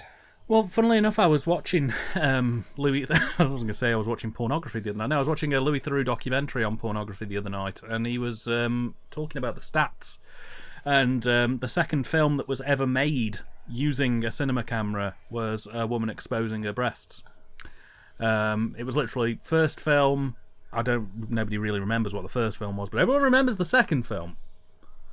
For very clear reasons. Wasn't the first film ever shot like a train coming into a station? I got that wrong. Something like that. It was either that or a crowd scene or something, but the second one was of boobies. Do you ever listen to those audio recordings from like the 1800s? Yeah, the weird crackly ones. I find them so disturbing just to imagine that like someone from the very, very distant past and you can hear them speaking. I find that really weird. No, I totally get what you're saying. It's not a directly similar version of that, but I had a quite similar version of that. And this is going to sound weird. When I watched the 1974 film Black Christmas, I don't know if you've heard of that film.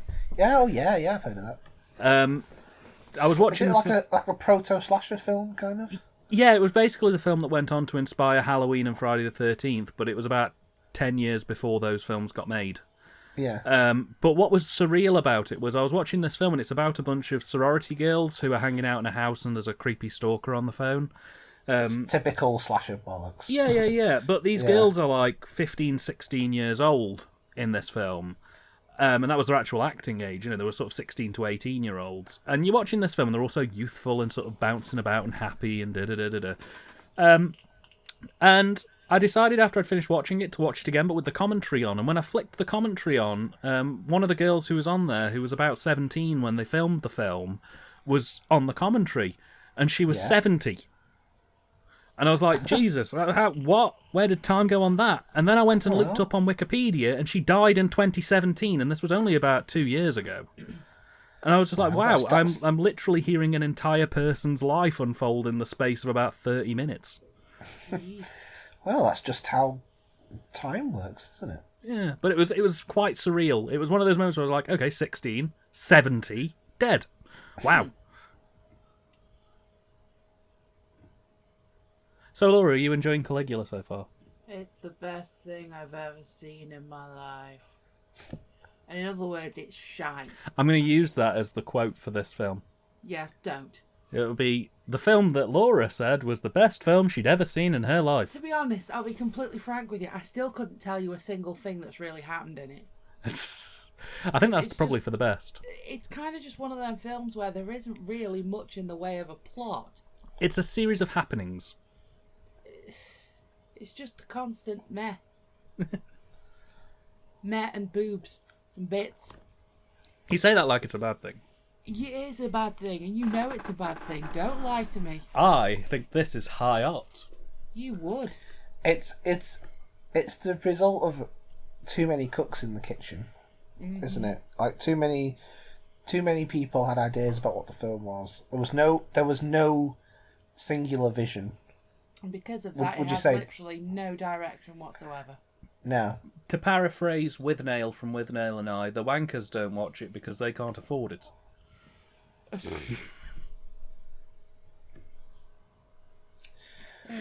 Caligula Like, I is a far superior film. You know what I mean? Because it's like Gore Vidal had a vision of Caligula, and Yeah. Tinto Brass had a vision. Malcolm McDowell probably had a vision for it, and Bob Guccione definitely had a vision for it. Oh, yeah. But none of those visions They weren't matched. cohesive. No. No one was really on the same page. Nope. Who trashes a room better, Malcolm McDowell or Tommy Wiseau? Oh, Tommy Wiseau, definitely. Tommy, come out of there. In a few minutes, bitch. In a minute, bitch. I fucking love that. Why, Lisa? Why would you do this to me? Ah! Throws Me the and, telly. me and my friend used to love that shot of him chucking the telly out the window where he goes, yo, bitch. Yeah. and it's the cutaway of the telly hitting the pavement. And it's so terrible. I just It love hardly, the bit where it doesn't even smash, it just kind of unsettles a bit. yeah. I love the bit where he, just after that scene where he gets the dress out and he's just humping it on the floor.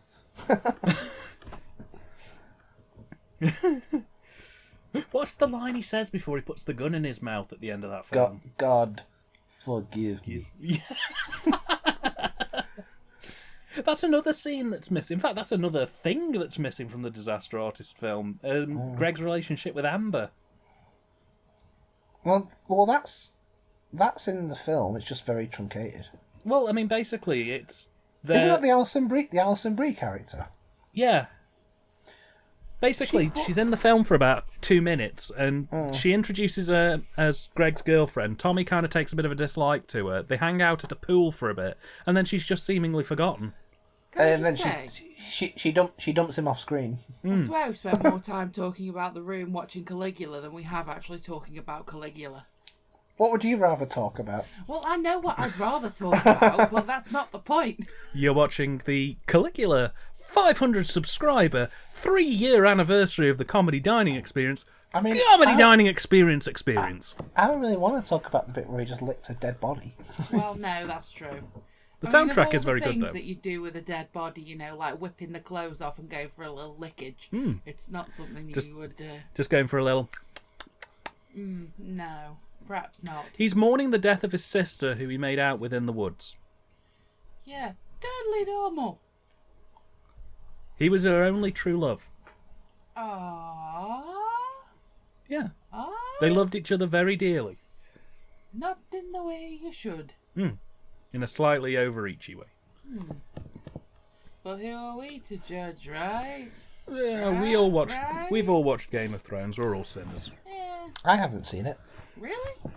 Nope. Actually, Dan hasn't seen it I've either, read so I it. don't know why you're saying you've seen it. I've read it. I'm one step ahead of you guys.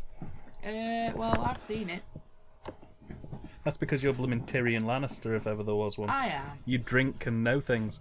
It's me, after watching this film. No, that's us after watching this film. You after watching this film was like, that was fun. This was a great movie. I'm glad we did this. Oh, it's Another so evening much well fun. spent. It's I'm happy still with this. not finished. Look, if it makes you guys feel any better, this is probably the longest film we will ever watch. Oh, why did I agree to do Now we're this? watching Showa next week, aren't we? What was that, sorry? We're watching Showa next week, aren't we? Oh, yeah, we are. So, yeah, there's that. I'm sure not. I'm going to need a long break after this. That's that'll be a good a palate cleanser after Caligula, a 9-hour film about the Holocaust. Oh, God. No, thank you. Yeah, actually, you know what? It might lighten the mood.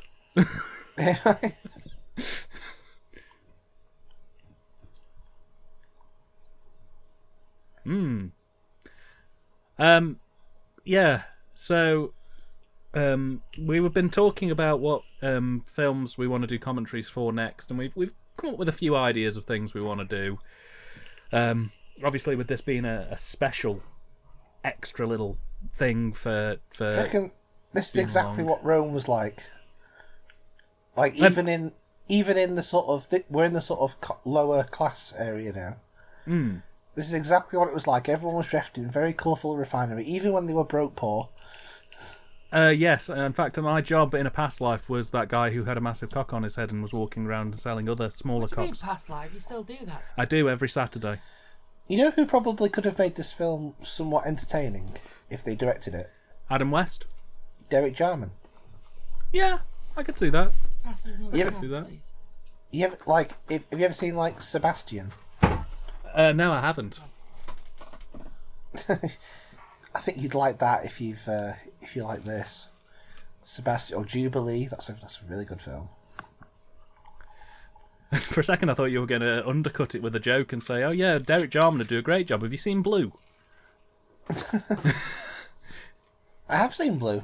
Yeah. All 50 minutes of it, and it's better than this. I think pretty much anything's better than this at this point.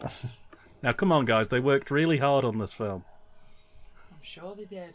I'm working really hard at trying to watch it. Life must have been really boring in Roman times before YouTube. So this must have been the kind of film they were parodying when Bishop Brennan came to tell Ted and Dougal to protest against the Passion of St. Tibulus. Yes, with the down with this sort of thing. I think on the commentary, I think Arthur Matthews, who was the only person who wrote Father Ted, no one else did, he says that it was inspired by films like this and by Sebastian and all that kind of guff. Well, I mean, this is what I was saying. It's these kind of films that sort of helped shape modern cinema in many regards. Not necessarily in terms of sort of narrative or direction of city, but just in terms of what is Not allowed. taboo? Yeah, what is not taboo, what is allowed in cinema. I don't agree with that. I don't think this film broke any ground. No, I'm on board with that as well, Ben. No one saw. What you're forgetting, Dan, is no one saw it when it came out. It got slammed. Yes, but it's the fact that this film did actually come out. How many films do you know of before this film that featured, I don't know, fucking a guy getting filled with wine and then his stomach being slit or his cock being cut off or shots of fisting? There was probably a few, but why is that? Even if that was the case, why is that a good thing?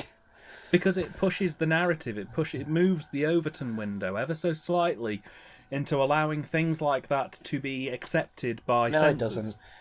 This film didn't need to exist, and even if it did, other films would have done it better and have done it better. Well, I know that they've done it better, but this is what I'm saying there. Without this film, those films probably wouldn't have been allowed to be seen. Those films would have encountered the same problems this film did until this film managed to come out uncut. It's because of films like this that it allowed more sort of heavily censored ideas to fly through. This film was not the first to do those kind of images on screen, far from it. No. And I agree with that, but what I'm saying is it's the more extreme elements. Like, for example, the boat orgy or scenes where... I mean, you've got to imagine, softcore pornography is still the only thing that you can really buy on DVD in this country outside of adult film shops. So that's the kind of draconian thing. I mean, 5 years after this film came out, we had the Video Nasties Act, which completely shut up most films like that. Dan, no one's buying porn films in shops. They're going on the internet. Well, no, but nobody's buying them now. But what I'm saying is, between the years of 1984 and 2012, that was how the setup was. That was what it is. You weren't allowed to show anything explicit or gratuitous unless it was classed as art. I'm staying out of this one. And so, I like your implication there that this isn't art.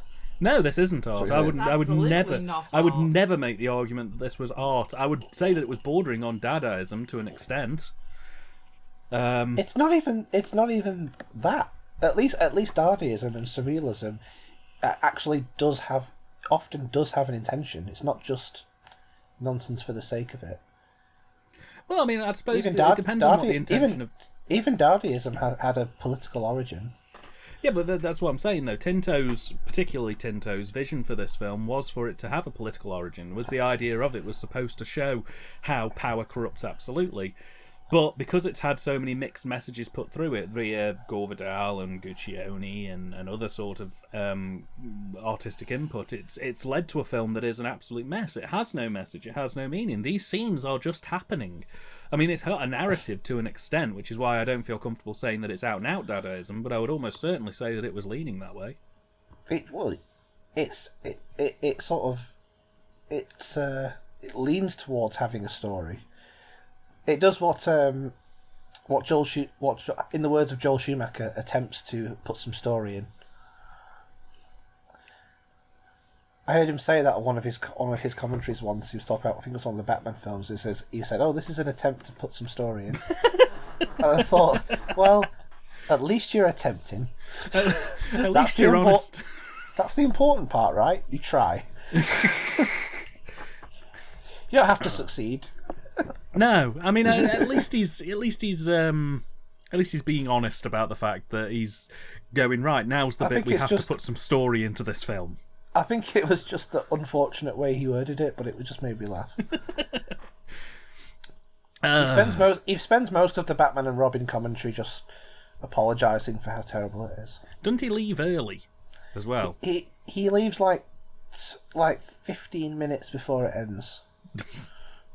Which I guess isn't too unreasonable, but it's like, could he not bear that last little stretch?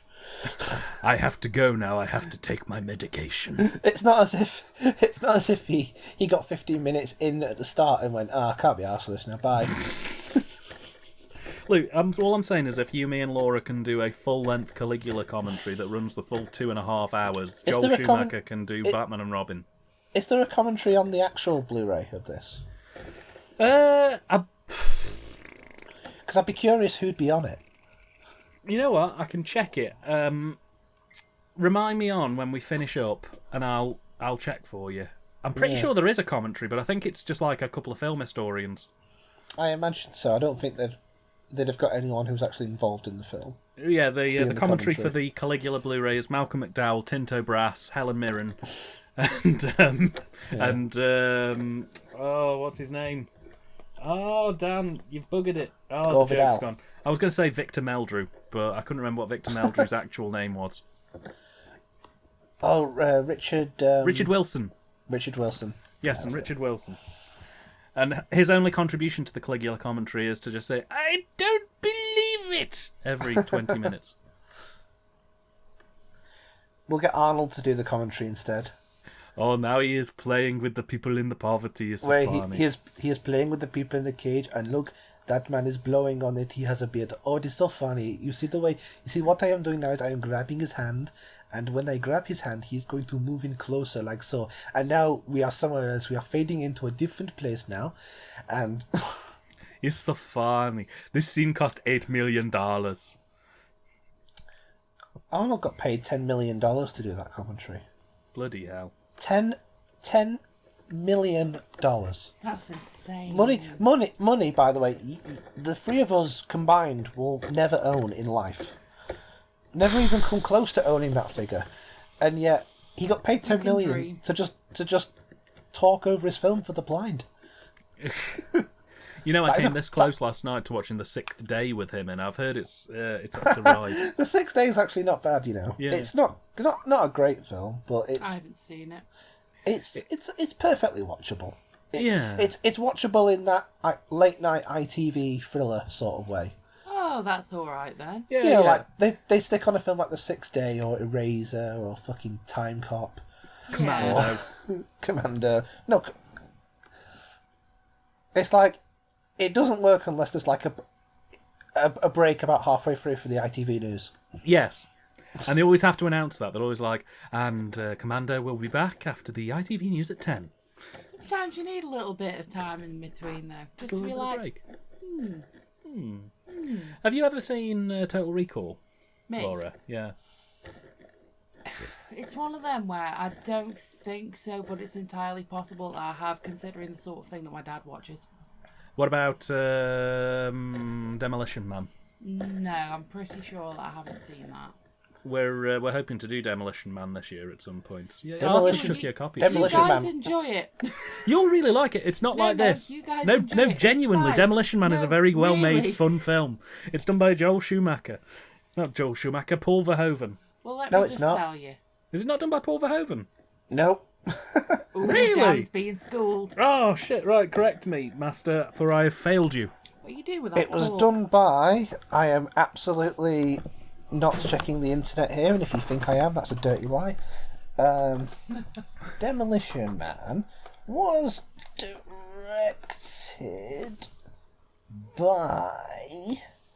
I am thinking. I am definitely not looking it up, so I'm please don't say I thinking, am. Not googling. Please, if you think that, then you're a filthy liar. Demolition Man, 1990, directed by Marco Brambilla in his directorial debut. So that's nice. Very nice. The more you know. I mean, I can't say anything because I've never seen the film, but It's- very nice. Ben, talk It's- to Laura about Demolition Man, because it's a it's- surprisingly good film, isn't it? It's sort of like it's set in a future where it's like a utopia where humanity has become so nice and so civilized and peaceful that there's That no sounds concept. awful. I know, right? There's no concept of violence anymore. We're all just like pacified and sort of sheep. And then Yeah. Wesley Snipes is this criminal who has been frozen in our time, and he's causing chaos. He's basically just a normal mobster, but in this world, he's like a complete anarchist, force of evil. Yeah.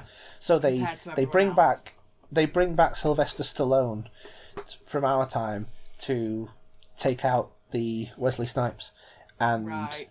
it's a weird mix of Stallone action movie and political satire. It kind of doesn't really know what kind of film it wants to be, but it's quite entertaining in quite a messy, fun way. I was going to say, it doesn't sound too bad, to be honest. It's pretty good. I think it's sort of it's one of those films where it just doesn't really know what kind of film it wants to be, but It's kind just of going with it. it's perfectly watchable. It's like Time Cop. Oh, yeah. You ever See, seen this Time is Cop? the Dan? thing. I haven't seen Time Cop, no, but I was going to say, this is the thing with Laura. After 10 years of being together now, she's learnt that any time I ever pitch a movie to her has been really good, to run to the hills and never No, look back. if Dan pitches it as good, assume that it's awful and just be like, no. So I'm guessing everything from this point on, Roger Ebert hasn't seen. Yeah, basically, he stayed until he saw the buttocks in this scene and then he left. Hey, it lasted this long? He did, which I think's really bad because he only had 15 minutes left.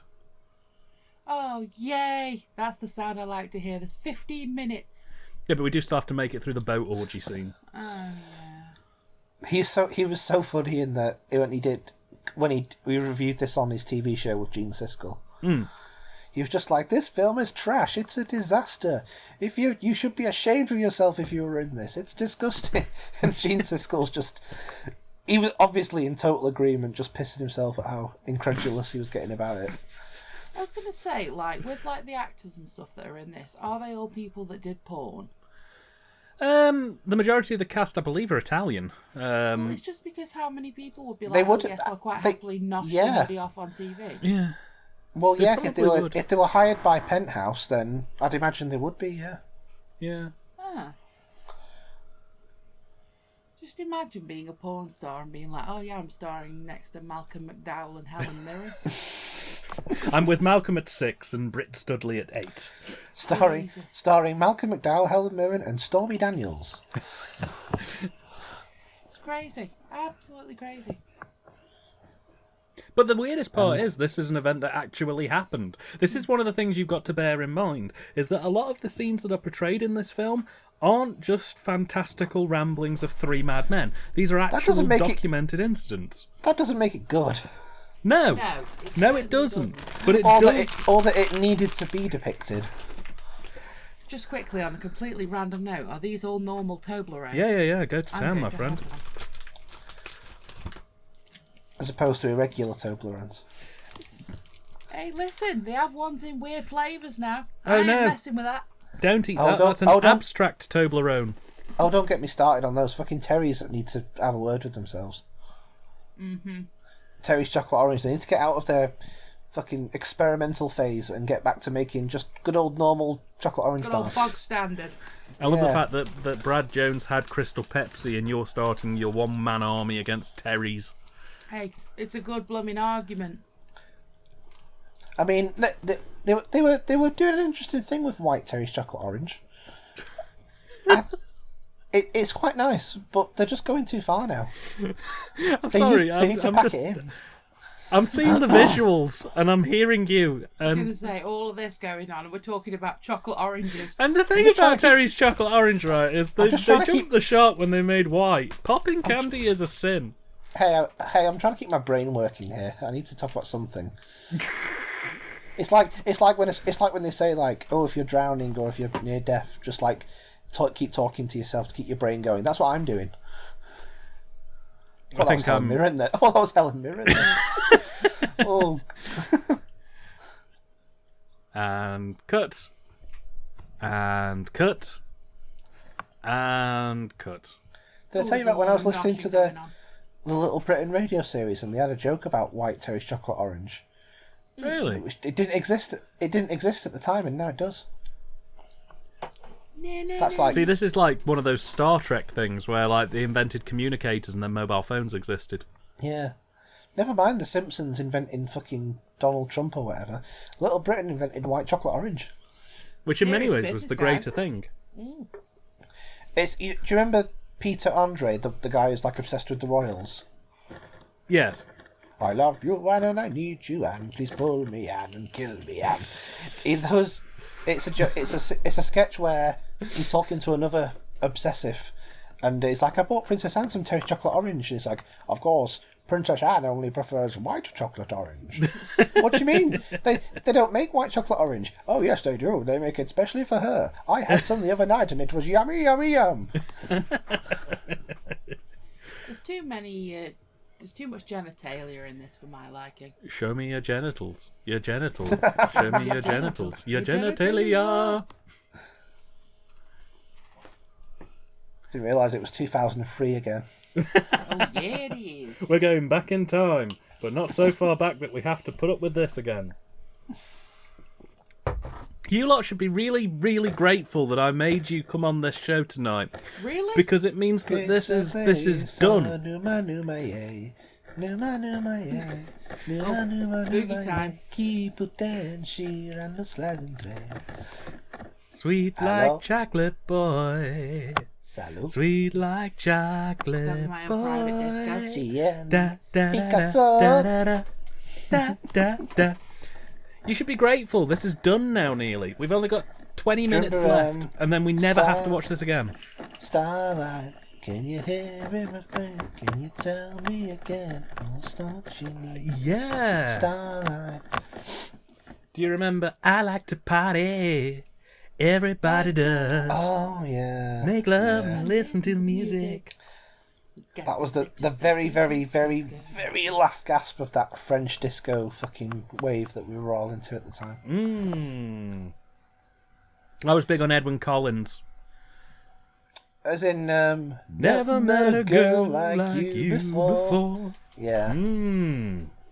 that's a tune and a half. He was in Orange Juice. Yes, he was. He did Rip It Up, which is a great track. This is the thing recently. I've really got into those sort of late 90s, early 2000s cheap, nasty pop. You know what I mean? The sort of the lolly, fast food rockers, cartoons. I know what you mean. One example of that. Do you remember the? I think I sent it you ages ago, where it's like, and reach 2, 3, 4, 5, Yeah. 6, 7, 8, And back. Ding, 2, ding, 3, ding, 4, ding, 5, ding. 6, 7, 8, and back. I still listen to that periodically. It's really catchy. It's good. I mean, like the version we got was a cheap rip off of a song that was already used that same sample, but still quite fun. Yeah, And absolutely. it's not cheap and nasty by any means, but I love I feel like the music sounds better with you. Do, do, do, do, do, do, do, do, do. What I love is that as you sang that song, the people who were having sex and dancing in this scene were doing it perfectly in time. I should hope so. Yeah. Music by Stardust. Now, there's a track that I've been listening to a lot that's really got stuck in my head. I know that I've been listening to a lot of Moloko Day for Night. Oh, Moloko are brilliant. They're great. Moloko are fantastic. If you ever get a chance, that the album they did in '96, I think it's called something like "Do You Like My Tight Sweater?" Yes, it is. And it's got Day for Night. It's got there's a track on there called "Fun for Me." I don't know if you know that one. No. You might know it if you hear it. And there's also they had the big hit, didn't they? Bring it back, sing it I back. know that one. Yeah. Bring it back, sing it back to me. I just remember it from being on PlayStation 2's iToy Play. I never had that, you fancy pants. Oh, it's so good. Oh, dead posh you are. It's because you grew up in farmers' country, What do you mean, farm? where you had to amuse yourself by staring at bull for 3 hours. Nah, we had sticks. It was fine. And Ben grew up in Sometimes- that fancy city, and he had fancy city life going You on. think you had it bad? I had to wake up at 5 o'clock every morning, Me and the lads get up, going down club. clean the lake, and when we got home, our fathers would kill us and dance over our Yeah. graves. Right. I had to go to sleep 3 hours before I woke up, sleep in a motorway, but me and the lads going to the club. There we go, I got it properly. You've never even properly been to a club. I've been to You clubs. don't know what you're talking I've about. been to clubs. I You're went to not clubs. cool enough for clubs. I went to clubs on one of Ben's birthdays. We went to an 80s bar, and the immediate That memories was the that I have beginning, of that. beginning and end of Dan's adventures in I was going to nightclubs. say that was about it, really. I've been to several Christian socials. Well, no, when you're with Jesus, Laura, you're always partying. Oh, absolutely. My 3 lasting memories of going clubbing were being shocked at how much everything cost, to the point that I was like, Depends right, I'm not where you doing it go, again. Sometimes it can be really good value. I remember going into the toilets and pissing off a bouncer because I wouldn't buy anything off him. And the toilets stank of like Malibu vomit. When you say was the bouncer trying to like sell you some weed or? No, he What was do you just mean, buy like, do anything you off want you? Trying to sell you aftershave. do you want body spray, mate? Do you want like mints? And I was like, I I don't want. always found it weird when you'd have people in clubs Yeah. that would sit there doing that, like, oh, do you want a spritz of perfume or do you want your own personalised soap? Yeah, I was like, I don't Because want most toilet people mints. most people would have done that before they came out. Yeah, exactly. Oh, okay. Okay, that's just too much. Yeah, that's Okay, quite. I say that, all of it's too much, really. I don't like this film. Why are we watching this film? I'm glad this film's nearly finished, because this is just too much. 10 minutes left. I think Dan assumes all clubs are like this. He probably does, to If, be honest. if only that were true. If only that were true. If only that If were only true. that were true. No, guys, no. Just going down club, mate. All right, fair Go enough. and get noshed off, mate, yeah. But yeah, and then my other memory was dancing with our flatmate to the Cha-Cha Slide at 2 o'clock in the morning. Oh, and then Like a Prayer by Madonna came on. I was going to say, the Cha-Cha Exorcist Slide? was always the best. Yeah. That must have been one of those ironic songs they had on. I love it when they throw the cha-cha slide on. Yeah, they throw the It's great. occasional curveball. Reminds you of being at the school disco. I think if more nightclubs played Open Your Heart by Madonna, the world would be a better place. A lot of clubs do that, won't they? Where there's like near the end of the night, they'll have like the ironic hour where they'll play like Cha-Cha Slide, fucking I love that Aqua, stuff. Fat Man Scoop. Fat Man Scoop, Oh, yeah. Where? bit of cartoon heroes. My mission in life now is to rescore this film with The Blue Album by Black Lace. Oh, God. I tried to play some to Laura, Ben. She wouldn't hear it. No, Has he been thank talking you. about that with you as well, Laura? Oh, to be honest, it's one of them where I probably only listen to him 5% of the time now. I don't There's blame you. no disrespect, Dan, but you talk absolute bollocks. Ben listened to the whole album with me. He knows No, I every didn't. No. track now. Oh, is No, he I a true friend? no, I didn't. Ben did. He Tell definitely me the did. truth, Ben. Did 'cause I you say can't that? Listen to what If I- Dan says. If I did, I was almost certainly lying. I was going to say, Ben, I'm more likely to believe you than Dan. He talks absolute rot. Ben, why are the Roman soldiers not wearing armour when they're invading England? Because- Cocks and fannies. I think. Was that the Cocks and phrase? I horses. don't know. Or Ah, something. Cops and bums. I want that man's giant tambourine. You can't have it. Is that what you call it these days? Oh, Uh, oh, careful. Oh, tittle me not, sir. Oh, don't. Oh, yeah, fun fact, one of the horses died while filming this scene. Oh, that's not fun. Got drowned. That's good. That's another thing that's great about this film. That's lovely. Just, like, as things are starting to tail off, let's just end it on a downer. Yeah. Thanks, Dan. You're welcome. Thank you very much. That's what I'm here for. I'm here to share this joyous film with you. What is Malcolm McDowell doing? He's listening to the magic conch. I think he just was it. Yes. Had he just sussed out what kind of film he was in by this point and just given up? Quite possibly. Yes. Almost certainly.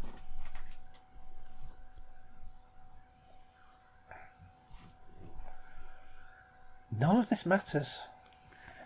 Yeah, we're now at the point in the film where it's the most done. insignificant film. Is it the most insignificant film, Ben? Or is it the most significant film in film history? Because when you were talking before about how important and influential it is, I think you mispronounced those words. I think what you meant to say is, this film means nothing. I didn't say it was important and influential. What I said was that it moved the Overton window on discussions of censorship and decency. Well, there's 10 other films made in the 70s that you could argue did that.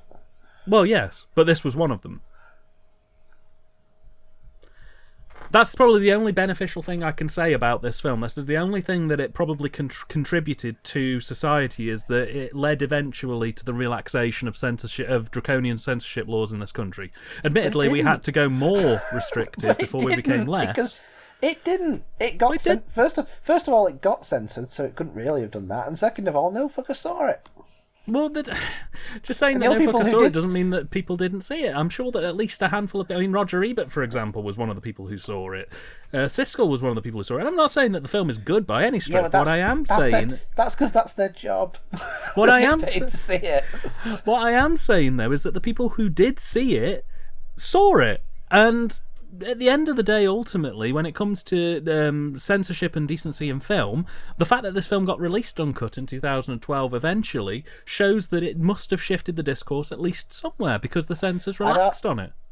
I'd argue that films like Clockwork Orange and Sarlo and Life of Brian definitely contributed more to that than this. Oh, yeah, no, I would agree with you. Like I say, I'm not turning around and saying Caligula is the film that smashed the censors. What I'm saying, though, is that Caligula was probably one of the tides that helped turn the viewpoint on censorship in film in Britain.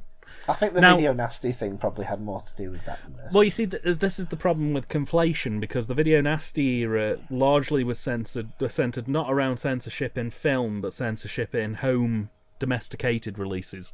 The idea the BBFC were fighting two very different battles here. Not only were they fighting the battle of what people could pay to see in a cinema, but they were also fighting the argument of what people could watch in their homes and hit rewind. Because James Furman's biggest argument during the Video Nasties crisis was that he didn't like the idea of people getting a copy of, say, the New York Ripper and rewinding and replaying the scene where the person gets their eye cut open multiple times and getting off on the idea of it, which was absurd as an idea, that somebody would sit there and do that and suddenly become a psycho killer as a result. It's possible. Unlikely. I always follow the Scream argument of Video Nasties, which is that horror films don't make killers, they just make killers more creative. I agree. Yeah. But the idea of film censorship versus home... That was sampled in a New Order song, what he just said. I just recognised it, yeah. Anyway, go on. The idea of censorship in media, the BBFC had a different approach to film censorship as they did with home domestic release censorship. They were much more lax on the idea of film censorship than they were with domestic censorship, and that was proven by the fact that they would give X ratings to films that were of a higher quality and then cut them down for the tape release. So, in the case of Caligula, while it probably did only get played at like 2 or 3 cinemas and only about 15 people saw it, it got, a lighter cut in the cinematic release than it did for the domestic release. The domestic release got butchered because the BBFC disagreed with the idea of people being able to rewind and replay these sequences over and over again, whereas you couldn't do that in a cinema. So it's two separate arguments that are had over this, and... You should be able to do that in the cinema. Spool the film would be great. Back. Again, please. Again, but louder. Again. More. More. More. Arse. More arse. Arse. More water. Bam. More Bam. bum, please.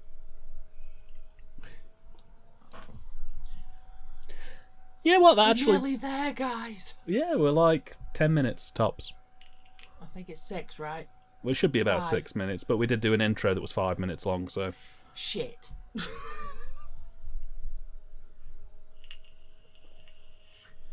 I was just feeling good. You ruined it for me.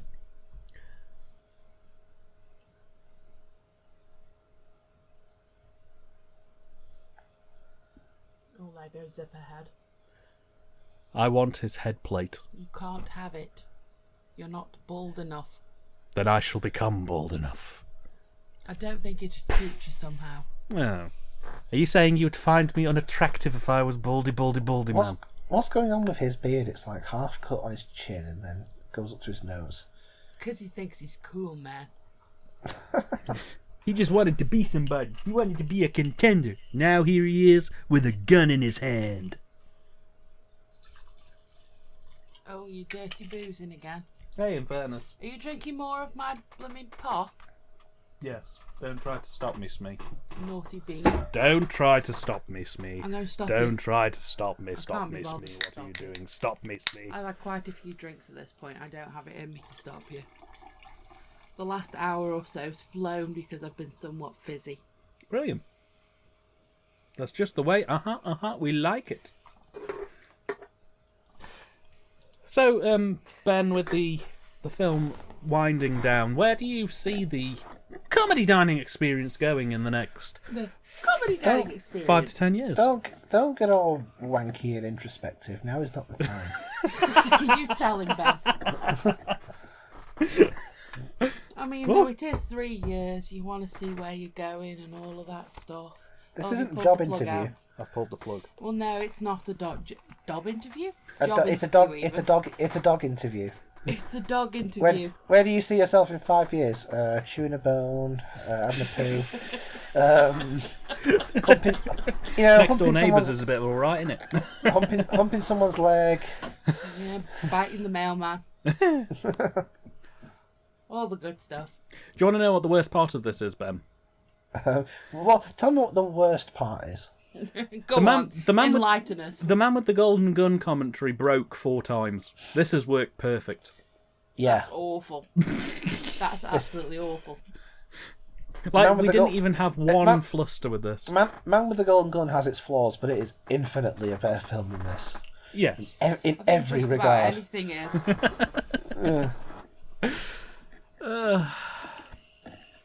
I still couldn't tell you what's happened through most of this, to be honest. It I doesn't- think it's probably you know, a good thing. And neither could the people in the film, so I don't think you're alone there.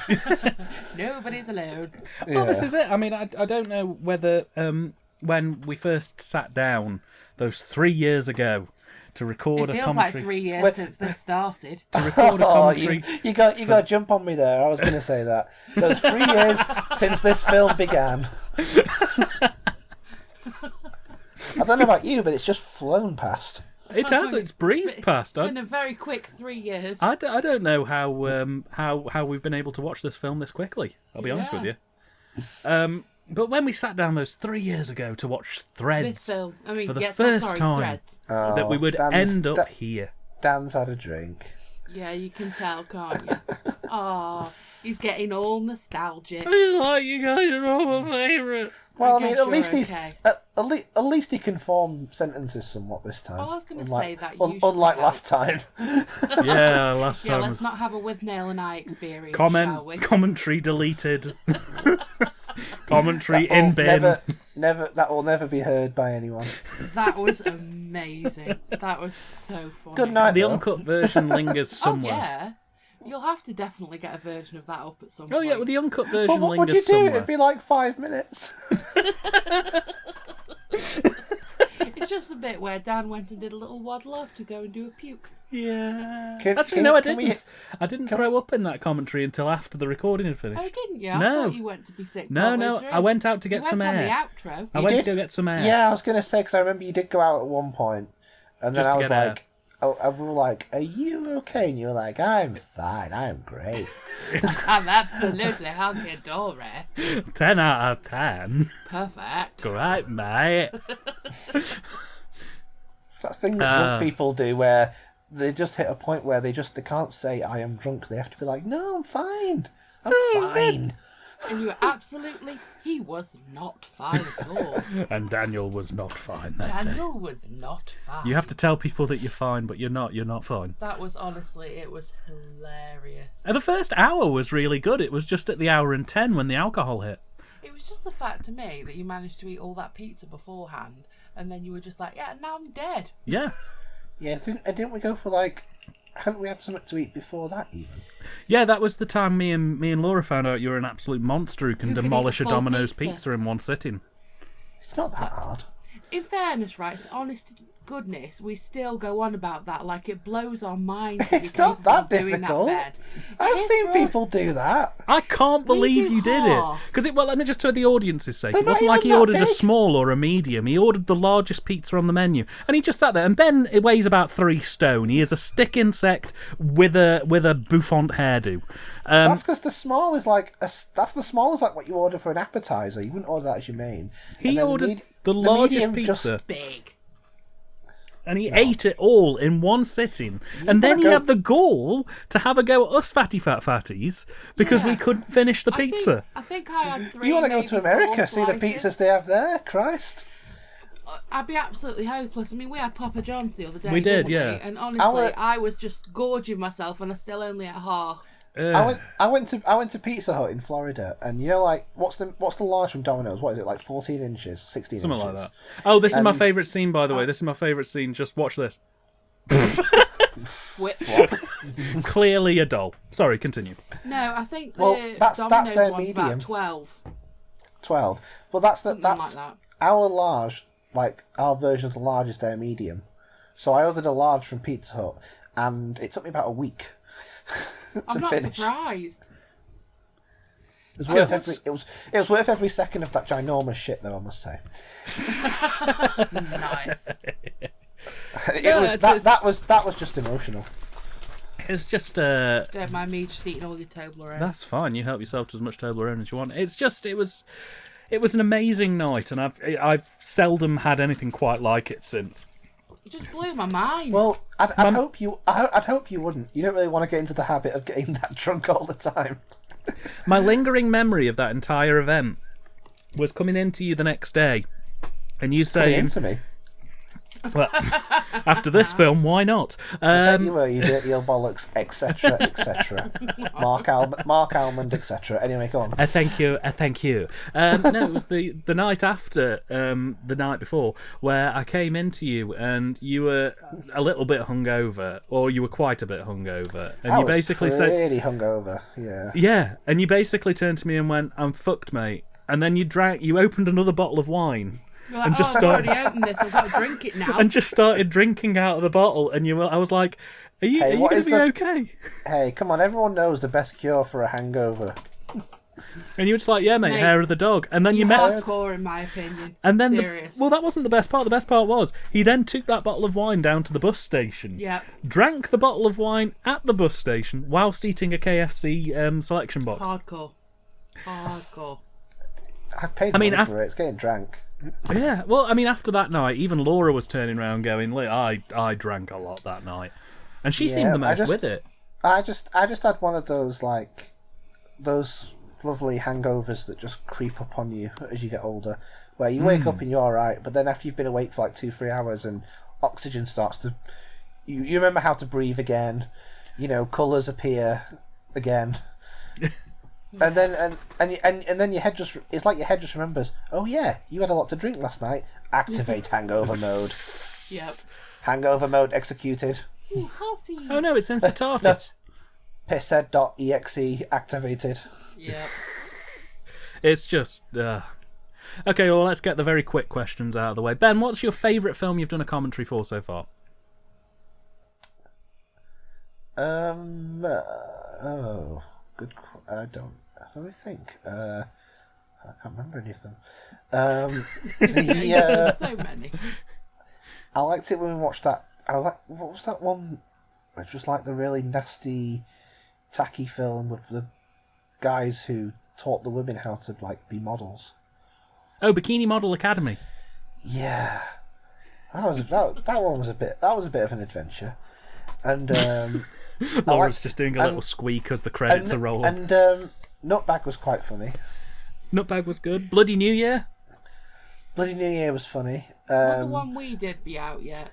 Hocus Pocus? No, the other one. Oh, Jaws. Yeah, that'll be out by now. Oh, well, that was probably my favourite. I liked Nutbag because that genuinely made me angry, like visibly. Same here. This film just kind of washes over me, and it's just I hate it because I'm so indifferent to it. But Nutbag was Nutbag was repulsive. The fact that it even exists. Yeah, it was terrible. I'll just say, guys, I hate to change the subject, but I also don't. But look at those glorious credits. So beautiful. Thank you, Wiggs, Rochette Carboni. Thank God for that. Thank you. Re-recorded at Twickenham Studios, London, England. Filmed at Oh Dear Studios, Rome. So your favourite film with the one we did was Jaws? I thought you'd have probably liked the Hocus Pocus one we did. I did like the Hocus Pocus one, but I love Jaws that much. Yeah, Jaws was a good one. I mean, I'm not going to lie, it wasn't my best because I wasn't really feeling up to it at the time, but I love the film. So, naturally that's going to be my favourite. Fair play. I think Bloody New Year was probably my favourite one. I did enjoy showing you and Raymond Robot in the Family. That was quite good fun. Well, I mean, I only knew that from like the little bits I'd see on the Best of the Worst video, and I wasn't familiar with the whole thing. The fact that you tracked down the whole film is disgusting. Dan. I still have it on my shelf. I was the last person to grab a copy on Amazon. It's currently been out of stock for 2 years. If anybody's going to get it, it's going to be Dan. I feel very proud of that achievement. I'm sure you do. My favourite one, probably Bloody New Year. I did enjoy Hocus Pocus with you guys because Hocus was fun. I mean, I have to say as well, like, though it probably won't ever see the light of day, With Nail and I was absolutely fucking hilarious. Oh yeah, the With Nail and I commentary was really good fun until I can't remember it. It's like that Jerry Lewis film about the clown. It'll never be seen. the day the clown cried. It'll only be seen by a select few. You're going to start the hashtag release the With Nail cut. Release the pisshead cut. Oh god, well, yeah. We should let everybody go. It was great. Well, with that in mind, again, I just want to thank everybody who's helped make the channel possible. Your subscriptions and comments and feedback has been fantastic. I've enjoyed talking to you in your comment sections when you've left me messages, and I feel genuinely happy that I've been able to bring he loves you all. To bring a little bit of the terrible films that I've watched to you, and I hope that I've brought a little bit of joy into your life, because it's a dark time for all of us, and I just want to make sure that I'm doing the Lord's work. You're doing something, all right. I presume he's going to go finish that bottle now. Yeah, quite possibly. I'm going to go and enjoy this last few dregs of some spiced rum. And Ben, do you have anything to say to your many adoring fans who wish to touch your clothes? It's been a long day. And I bet you're glad it's over. That's all I have to say. It's been a fucking long day today. And Laura, do you have anything to say? I'm really sorry that you've had to watch this shit with us, but I'm glad for you, as well as myself, that it's over. Well, before we all go, we can do one big cheer. We never have to watch Caligula on here again. Whoa, hey! Yay! I'm sure it won't be the last time you watch Caligula, man. Oh no, I'm going to it will hit be play for again me. as soon as I hit stop on this. I am. No, you bloody well not. Not on my watch. No, I'm just Come going to on, get Laura. the soundtrack. Let's watch it with the commentary. No. Gore Vidal's on it. It's brilliant. He just cries for 20 minutes.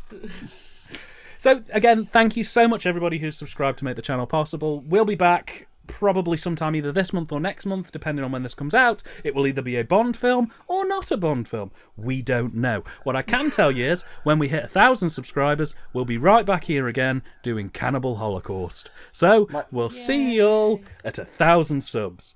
Take care, and thanks again. I might delete the file just for a laugh, just so we have to do this again. I only might stab you a lot.